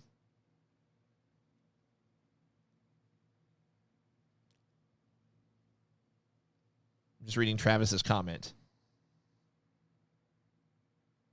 He says he thinks at first glance our logo looks golf related. The bottom line looks like a golf tee. I can see that. The colors are definitely kind of golfing colors too. I give it to you. Yeah, sure. David, Colehausen gets to meet Danhausen. You'll have to wait and see. Don't ever call me Colehausen ever again. Just no. So what we mentioned earlier, we do have our 12-hour stream coming up. On Saturday, February 19th, we have announced 3 guests already. If I can pull it up here. Kylie Ray will be one of them. We might be changing her time around to be determined, but she has agreed to be flexible. She did have a indie show that she thought she was going to be wrestling at that afternoon. That has since, guess they didn't need her for it or she wasn't going to go, but we might be changing some things around. When we get an updated itinerary, I guess, at least as far as our guests, we'll post that on social media just so you guys know when to expect certain guests. So right now, we're planning her for 9 Eastern, 8 Central, but that could be earlier in the day, just a heads up. So for those of you that watched and enjoyed our actually very, very, very first interview with anyone, Kylie Ray, a few months ago, she's going to be coming back. Looking forward to talking with her. But again, she might be on earlier in the day. We'll keep you guys updated and let you know on that. We also have Tony Nese, the premier athlete. He is locked in for hour number 8 of our 12-hour stream. Again, that's Saturday, February 19th. Exclusive to Twitch only. Again, this 12-hour stream, Saturday, February 19th, will only be on Twitch. He will be hour number 8, joining us at 7 p.m. Eastern, 6 p.m. Central. That's going to be a ton of fun. And what I would deem our main attraction, if you will, our highlighted guest. I'm going to play something for you guys real quick. We'll be right back. Oh, yeah!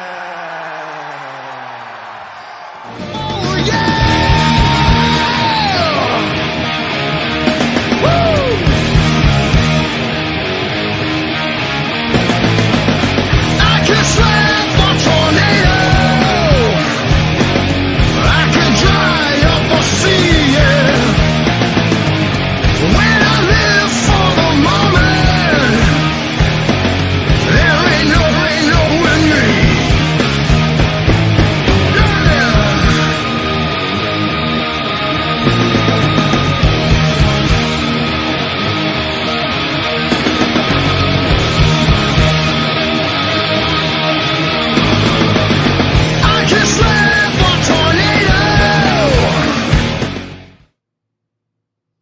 That's right, guys. Matt Hardy joining us for our 12-hour stream as well. Hour number 2, he'll be joining us at 1 p.m. Eastern, noon Central. Looking forward to talking with Matt. Looking forward to talking with Kylie and Tony as well. We do have another guest that we'll be announcing next week for our 12-hour stream, so stay tuned for that. We have another podcast, a normal Thursday podcast guest that we will be announcing next week as well. That'll be, as of now, that'll be for February 17th. But we do have a special guest coming next Thursday, February 10th as well.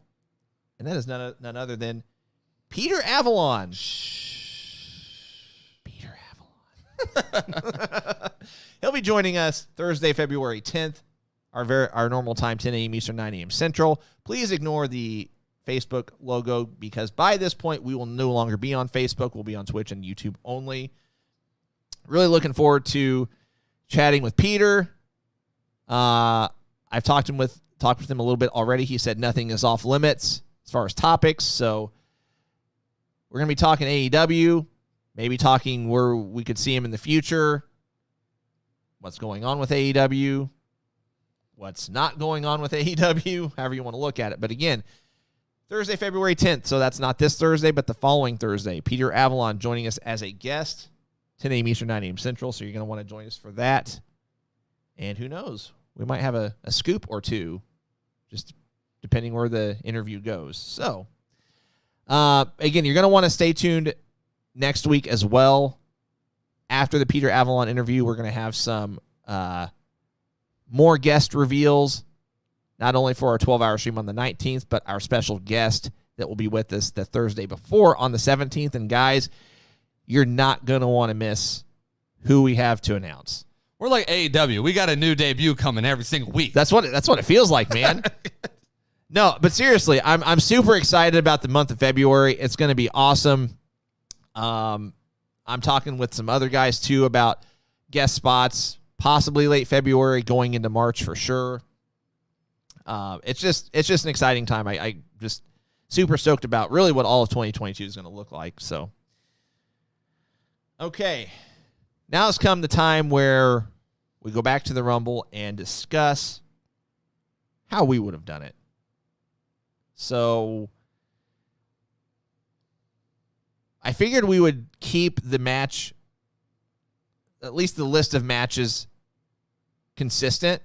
Yeah. I mean, we wouldn't change, who's in what match or whatever, but we can go as far as changing the order of the matches. Obviously, changing the finishes. And we can even go as far to say what it would look like going into Elimination Chamber and going into Mania. Okay. So why don't you go first? All right. So as far as the Rumble card, I didn't really have a problem with what they booked as far as on paper. I'm not really mad at the matches they made. I'm just kind of more second guessing how they went about progressing storylines.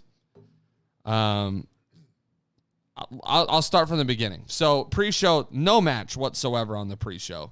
I thought for a Big Four pay-per-view, you should have had a pre-show match. Whether it's for the 24/7 title, whether, I don't really care. Just something for the pre-show because that place was hype. We were there. That place was ready to roll. You should have heard them chanting over at the pre-show desk the entire time. People cheered every time they did a light test. Like, we were ready. Yeah, literally every time they were like adjusting the lights and doing like moving spotlights and things like that, they cheered. I mean, each time they did it, and they probably did it like a dozen times maybe over the course of the hour prior to the event, but I mean, every time the crowd was just ready. So yeah, I agree. Claps were happening nonstop. Woos going across the building. Oh my gosh, guys! Like, I'm not even kidding. The amount of woos that, like, if one or two people did it, then it spread like wildfire. I mean, seriously, and it went on for the whole hour. Yeah, I mean, really, the whole hour we were there just kind of waiting. People were hyped. We were ready. So not having a pre-show really bothered me. If it was up to me, I would have probably booked War Raiders and Usos for the pre-show. Just for clarification, someone corrected earlier. It's Viking Raiders. Oh, sorry. You know who I'm talking about. Yeah. I want to call them by the name they should be, not the name they are. I agree. I think I would have put them on the pre-show, leaving kind of the card the same. I do agree. It's hard for me to put Becky Lynch on the pre-show, regardless of who she's facing, because of the pop that she would get both on TV and in the crowd. So I would have probably done Usos and Viking Raiders on the pre-show. I'm okay with how the match, the card started off. I was cool with Roman coming out, his music hit, and I loved the Shield stuff they did with Seth, and I loved the storytelling they did in the match. I would have had Roman beat Seth clean. I would have had him choke him out like he did, not on the ropes, just choke him out, not a pin, just got the hold on him, choked him out, whatever. And then afterwards, as Seth's coming to, I would have went ahead and did what they did at the end with the chair shot and the homage to what happened. And I think that's really great storytelling. Mm-hmm. But Roman needed a clean win there. I really think he needed that clean win to continue his dominance in the storyline. Match number 2. I was okay with the Women's Royal Rumble being match number 2. This is where I would have made some changes within the Women's Royal Rumble match. Like, for instance, when Cameron came out and Sonya Deville was in the match and everything, I would have had Cameron, stay in longer until Naomi got in and then have Sonya eliminate Cameron to kind of fuel Naomi's, anger and whatnot, and then had them go at each other, cost each other the match, whatever, so on and so forth. I think I would have had Lita stay in longer. I would have had Michelle McCool stay in even longer. Like, I think the final 4 for me was a little weird, and I would have done anything and everything possible to get one of the kind of 3 or 4 names I mentioned earlier into this match. Whether it was Bayley, if she was ready, I think that would have been the biggest pop. If she's not ready, I would have said Asuka. And if not her, Lacey Evans, Alexa Bliss, whoever we could have got to debut in this match or re-debut, return, whatever you want to call it, I would have had them in this match. I also would have had at least 2 NXT call-ups or showings in this match. I would have had Raquel Gonzalez or Dakota Kai. If you're wanting to get eyes on NXT 2.0, which they are wanting to get eyes on, I would have had people that represent that brand very well, that are your top stars. Mandy Rose coming back with the NXT Women's title would have been interesting.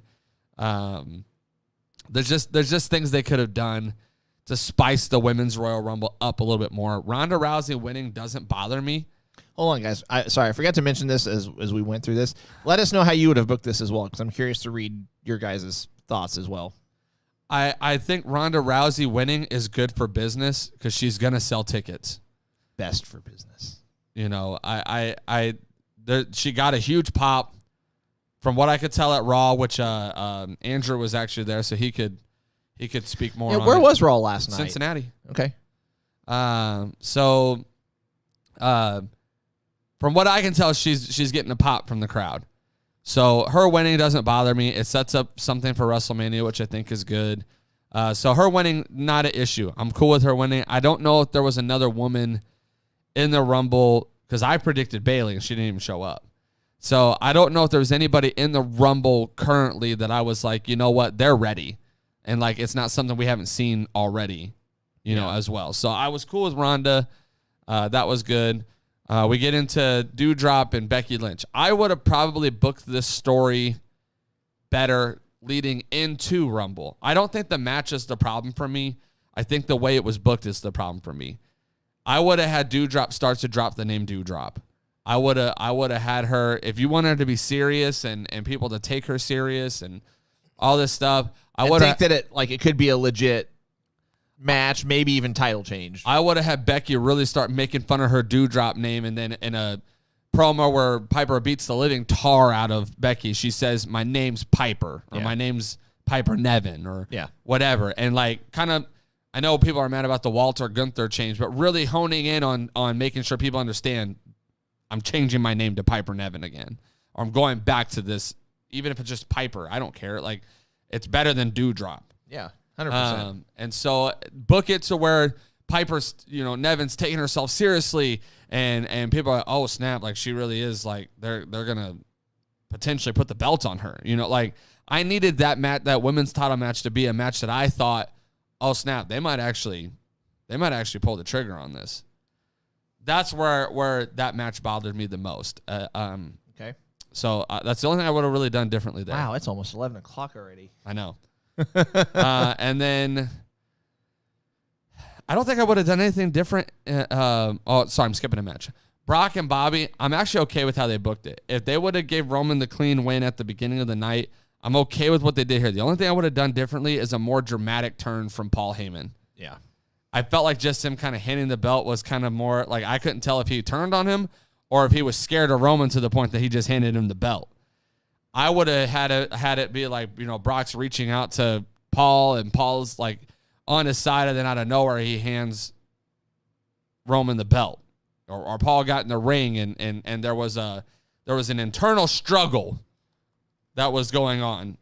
And we got to see that. I felt like the Paul Heyman turn was really weak and not very well story told in that moment. Other than that, I'm cool with it. Bobby winning the belt, becoming a 2-time men's champion was awesome. And hopefully, they find something to do with him. And I'll kind of just briefly talk about what I would do going forward in a moment. But going into the Edge, Beth Phoenix, Miz and Maurice, I think that's the only match I would leave untouched. I think that was the only match that really didn't have anything that bothered me. Nothing that was really off mark or off key. Maybe had Edge come out with the little brood thing at the beginning and then, go to his regular music just because people would have popped for the brood thing. But other than that, I was good with that match. The men's rumble, I wouldn't have had Brock in it. I wouldn't have, I've already said that. I would have had Brock just go ahead and continue the story he's in with Roman. And I would have made sure Finn Balor was there. I would have made sure Cesaro was there. I probably would have brought in some NXT guys like Tommaso Ciampa, LA Knight, just trying to think, Cameron Grimes maybe, and maybe even a couple names that aren't necessarily wrestlers. Corey Graves was cleared to wrestle. I'm shocked he didn't get a spot in this match. Wade Barrett coming out, I think would have been enough to kind of get a pop or whatever. And I think I would have been more strategic about who I had in where. Randy Orton, I probably would have brought in at 10 or 15 and let him have a good showing. AJ Styles, I definitely wouldn't have put at number 1. I would have, if it was up to me, AJ Styles would have won the Rumble. I would have had AJ Styles win the Rumble and set up Styles versus Lashley at Mania, because you can go back to their Impact days with each other and pay homage to that. There's that match to me would actually be a good match. Styles versus Lashley. So I think there's things they could have done there differently with selecting the men's Rumble winner. And then a legend or two, whether it was Taker or, Shawn Michaels, Triple H. You could have got John Cena or The Rock or Stone Cold or whoever, just a decent name that could have came out and gotten a pop, I think would have been better for business as well. As far as going forward, the Elimination Chamber match doesn't really bother me. Again, Brock does not need to be in that match. And I know there's some guys who abstain from going to Saudi shows, but I wouldn't have Brock in that match. There's other names I think that should be in that. And I would have kept Brock clear from Bobby Lashley. I would have just had him go after Roman. So, Elimination Chamber match, I would have probably had Bobby retain regardless. Now I'm thinking differently because of what they are doing. But as far as if I was booking, I would have had him retain and go against Styles at Mania. I would have continued to work Brock and Roman, maybe do like a Brock versus the Usos at Elimination Chamber 2-on-1, or maybe even for some fun, do a tag match with Brock at Saudi and give him Sami Zayn just to kind of keep playing off that little fun little thing they were doing there, and do, Brock and Zayn versus, the Usos. So there's little minor things like that. I love Lita versus Becky Lynch at Chamber. It's a little bit of a swerve of what I thought was going to happen, but it makes sense now with Ronda winning. Ronda's going to go after Charlotte at Mania. I'm almost positive of it. And now you got to find out who Becky's going to fight. And if you don't get Asuka or Bayley to return, I really don't know who that's going to be at Mania. So that kind of leaves that open-ended. But yeah, for the most part, I wasn't really mad about the matches, more or less the creative. We could have got way more creative, I think, with how we booked them. Yeah. All right. I'm going to try to make mine as quick, short, and sweet as possible, which, by the way, guys, we're going to have to skip our fan mail segment. Sorry, my apologies. We're going long. Sometimes that happens. So I agree with you. I would have done a pre-show match. I'm going to go a different route, though. You could still have him pull double duty if you want, or take him out of the Rumble. Doesn't really matter to me because he's not going to win anyway. I would have had Damian Priest. Now, granted, we've seen it already.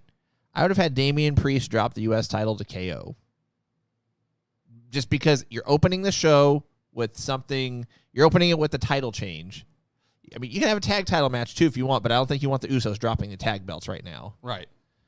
So, again, even if it's a pre-show match. It's a good call. It's better than what we got, which was nothing. I'm actually okay with the direction of the first match. And even how they did it. Just the storytelling aspect of it. The only thing I would change is I would have given them more time. And taken some time away from, I don't know. No, I'll tell you what I would have done. I'll tell you what I would have done in a second and then backtrack. It'll make sense in a second. The Women's Rumble match, I wouldn't have had so many legends, Hall of Famers, free agents, whatever. I would have brought people from NXT. I probably would have tried harder to have more Forbidden Door talent. Specifically the Women's Rumble. The men's maybe like 1, 2 max. Women's Rumble, I would have had more than just Mickey. I would have bent over backwards to try to get like Roxy in there. Probably no one from AEW is going to happen, but like Camille from NWA. I think she's actually NWA Women's Champion. Something like that. I mentioned bringing people from NXT. There's 5 or 6, easily half a dozen you could have thrown in there. I'm okay with the result because that's what I predicted. I figured Ronda would enter it. I figured she'd win it. Would have taken a little bit of time away off that, not much. I would have completely taken out the Becky Doudrop match altogether. Taken it away. And allotted that time to Seth and Roman, and then a little more time to Lashley and Lesnar as well. Maybe even allocate it to the Men's Rumble. I wouldn't have done it, period. So, yes, that means my card would have still been 5 matches, but then have the pre-show as well. Would you have brought Becky Lynch out to ringside, I guess, for the Women's Rumble, just so people could hear her music and get I would have brought her out at some point just to... Because that's really why they did that match, was just to get Becky on the card somehow. Yeah, you could have had her come out. I don't know. Could kind of tease... maybe tease that... well, you could have teased the Lita spot with her then. Could have teased the Lita spot. You could have teased that Ronda was going to go after her belt. Could have done a number of different things. Again, a pipe bomb that I didn't end up doing because I did it earlier. There's so much of this pay-per-view that kind of wrote itself, but then they decided to make it harder. Right. Like, it just, I don't know. You could have had Doudrop in the Rumble. Yeah. Which I thought was shocking to begin with. Lashley and Lesnar. I would have had Lesnar retain here and have him drop it in Elimination Chamber and have the Heyman turn at Elimination Chamber. Agreed. I like that. The It couple versus the Grit couple wouldn't have changed a thing. I thought it was good for what it was. I thought the timing was good for what it was. Wouldn't have changed it. The Men's Rumble. I've kind of already alluded to what I would have done, but I'll elaborate further. Certain guys I would not have had in this Rumble. Bad Bunny. I'm saying this selfishly because I wouldn't have wanted him there, but it seems like creatively going forward, he's going to be a big part of it, but I'm the one that's booking it, so I wouldn't have even had Shane McMahon in there. Otis, Gable, probably wouldn't have had them in there. Madcap Moss wouldn't have had him in there. I get why, because the whole tandem with him and Baron. Corbin, yeah. Ridge Holland definitely would have had him in there. Drew McIntyre, risking injury, wouldn't have had him in there. Again, this is where I would have maybe had another one or two Forbidden Door type situations. I would have done anything I could to get Nick Aldis in there. Really insert someone from Impact or, again, someone else from NWA. I mean, Trevor Murdoch, maybe. I mean, we alluded to some guys, Damian Sandow / Aaron Stevens. Yep. Whatever. Cardona, Moose, whatever. I would have put Undertaker in here. I would have had him come out at number 30. Again, he doesn't have to win it. Doesn't even have to be in there that long. Have him make maybe the last 4, 5, or 6. Give the rub to somebody. I'll even go as far as to say this. Give the rub to the winner. I would have had Matt Riddle win this match. Could have turned him heel if you wanted, but you don't have to. Like, someone else could have eliminated Orton. The heel heat wouldn't have been on Riddle. Right. But had Riddle, I don't know. You would have needed like a major heel to be in there at the end with him to really like get the reaction. I mean, I guess maybe you could keep McMahon in here. That would have generated heat. Having Shane McMahon as one of the final 2, that would have been like right. So I'm going to retract that. I'd keep Shane in here just for that spot, just for that reason. I would have had Matt Riddle win this Rumble match.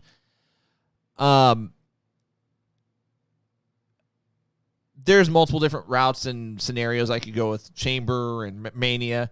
I might save that discussion for another podcast, another time, just because, it's 10 after 11 right now. We still have a giveaway to do. Yeah. But that's how I would have booked it. I'll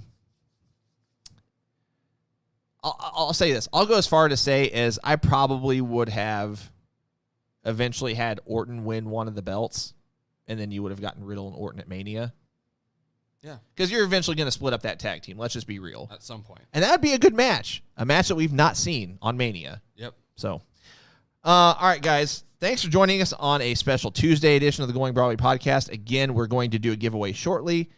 Actually, we'll just do it now. I need you to reply with the word Rumble, RUMBLE, if you want to be entered into this. I'm only going to give you guys like 60 seconds to get that in. So, again, reply with the word Rumble. You'll automatically be entered into this randomizer that we're going to do in 60 seconds.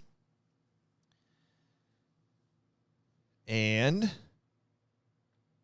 it's crazy how many of you guys are silent throughout the whole podcast. Like, don't say a word, and then it's like, we call those lurkers. People, Twitch people call it lurking. I'm cool with lurkers. I'm just you guys just lurk in the background, and you're watching, you're listening, and you're with us. You just don't say much, and then when it's like giveaway time, it's like and that's okay. I like lurkers. I like lurkers too, but don't ever feel like you guys can't share your input. Like, if you have thoughts, opinions, we're not ever going to rip on anybody for sharing your thoughts and opinions. That's the beauty of opinions. They're opinions. You're allowed to have them. And by definition of an opinion, you're not right or wrong. Cole and I aren't right or wrong. We've said that before. We're never going to rip on anybody for having an opinion, whether we agree or disagree. You're always welcome to comment on the thread. So, they're cashing in their briefcase. I like that. David says, it's amazing how much y'all wish I would just lurk. No, David, you're a big part of this. Let's see here. Give you guys another 20 seconds or so. Oh, no, Jeremy, you're good. you comment quite frequently. So, Ryan, you're good, my man. Oh, I guess I could show what the giveaway items are. So, you get one of these, not all four, but you get your choice. I got some belt coins here. So there is a WCW 91-94. We have a United States WCW United States. We have a WCW silver television. Sorry, these are kind of crooked. And we have a WCW gold television as well. So you have those to choose from. I'm sorry, the winner has those to choose from. Ryan is buying a shirt this week. Awesome. All right. I want to make sure that we have all of our... By the way, I'm closing this up now. Make sure we got everybody populated here. And we are ready to go. All right, we're going to do this real quick because we got to jump off here shortly. Guys, again, thanks so much for joining us. I can't emphasize that enough for a non-normal Tuesday that we didn't really announce much ahead of time. This was a really good crowd. Question is, what one do you buy? I'll tell you this. We announced this ahead of time. We're going to be debuting our new shirt on the 19th for our 12-hour stream. And I'll tease this. We might have a... not only will we be debuting a new shirt, we might have a discount code to use. Ooh. So if you're going to buy a shirt, guys, it might be who of you, so to speak, to wait until the 19th. Wink, wink. All right, guys, let's do this giveaway. 1, 2, 3, 4, 5, 6, 7, 8, 9, and our lucky winner for today, our special Tuesday podcast, our winner today on our 10th click is, sorry guys, this belt is in the way. It is Brybrin from Twitch, so that's going to be Brian Griffin, I do believe. Congratulations to Brybrin. So, yeah, Brian, shoot us a message. Does Patreon get an early peek at shirts? We'll see. Not a bad idea. We might see what we can do with that. Yeah, we do have sneak peeks of shirts and belts and such on Patreon. So if you want to become one of our financial supporters, there are benefits to it. It's not like you just support the show and get nothing from it. So you get discounts on merch purchases as well. Free merch, depending on the tiers. So congrats to Brybrin. Did you fast track to Cole Bale shirt? Colio Ball, right? Isn't that what that said? I don't know. Guys, we're out of time. Bale shirt. Cole's Bale shirt. Yeah. That'd be funny. Yeah. Behind bars. Andrew, David, Stacy, Thomas. I'm leaving people out. Chris. Cole mugshot shirt. Special shout out to our current patrons. I know I'm leaving a bunch of people out, but thanks so much, guys, for joining us. We are out of time. Cole, any final thoughts? Guys, as always, thank you for watching the greatest wrestling podcast ever. We do appreciate it. Thank you for joining us on a special Tuesday edition. You know, we had to do it today because we're expecting a winter storm. Yeah, I didn't even mention why we had a Tuesday show coming in, and we did not want to be out in it on Thursday because that's supposed to be kind of the peak of it. Yeah, Wednesday night, Thursday morning here is really supposed to be our peak time. So we didn't want to risk not having a show this week, so we had one today. So thank you for joining us and hearing all of our stories and all of our thoughts on the Rumble, and we appreciated those who were able to comment and share their thoughts as well. Don't forget to go and get your Going Broadway podcast merch. These hoodies are comfortable. I wear them all the time. They're super soft. They're warm. So you're going to want to go get those. That's probably one of my favorite designs so far, too. It's just a really good look, clean look. So make sure you go get those. Don't forget about our off-site podcast coming this Sunday, Glory Pro Wrestling. Well, we might have some special guests on there, so you're going to want to join us for that. And we also have our live stream on the 19th, our 12-hour live stream, where we'll have several people on. And just like announced earlier, we'll have Peter Avalon on the 10th, next Thursday. Yeah, a lot going on. It's so hard to keep up with everything. A lot going on. We're going to have Peter Avalon on next Thursday as well. Not this upcoming Thursday, but the following Thursday, the 10th. Our next show. So make sure you get your questions in for him, because we will do a Q&A fan mail segment for him as well. So we usually read the ones that were turned in first. So make sure that you turn those in ahead of time. And to all those who thought I was going to jump the guardrail at Royal Rumble, I am sorry. You cost David Tilley a lot of money. David Tilley, I don't owe you money because I didn't tell you to go and bet on me, but I'm sorry that you lost money. And, maybe next time. But until then. Maybe next time.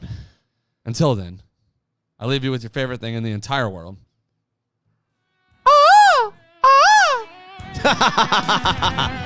Guys, stay safe out there with the storm coming. I know it's going to affect a lot of people. We will see you a week from this Thursday.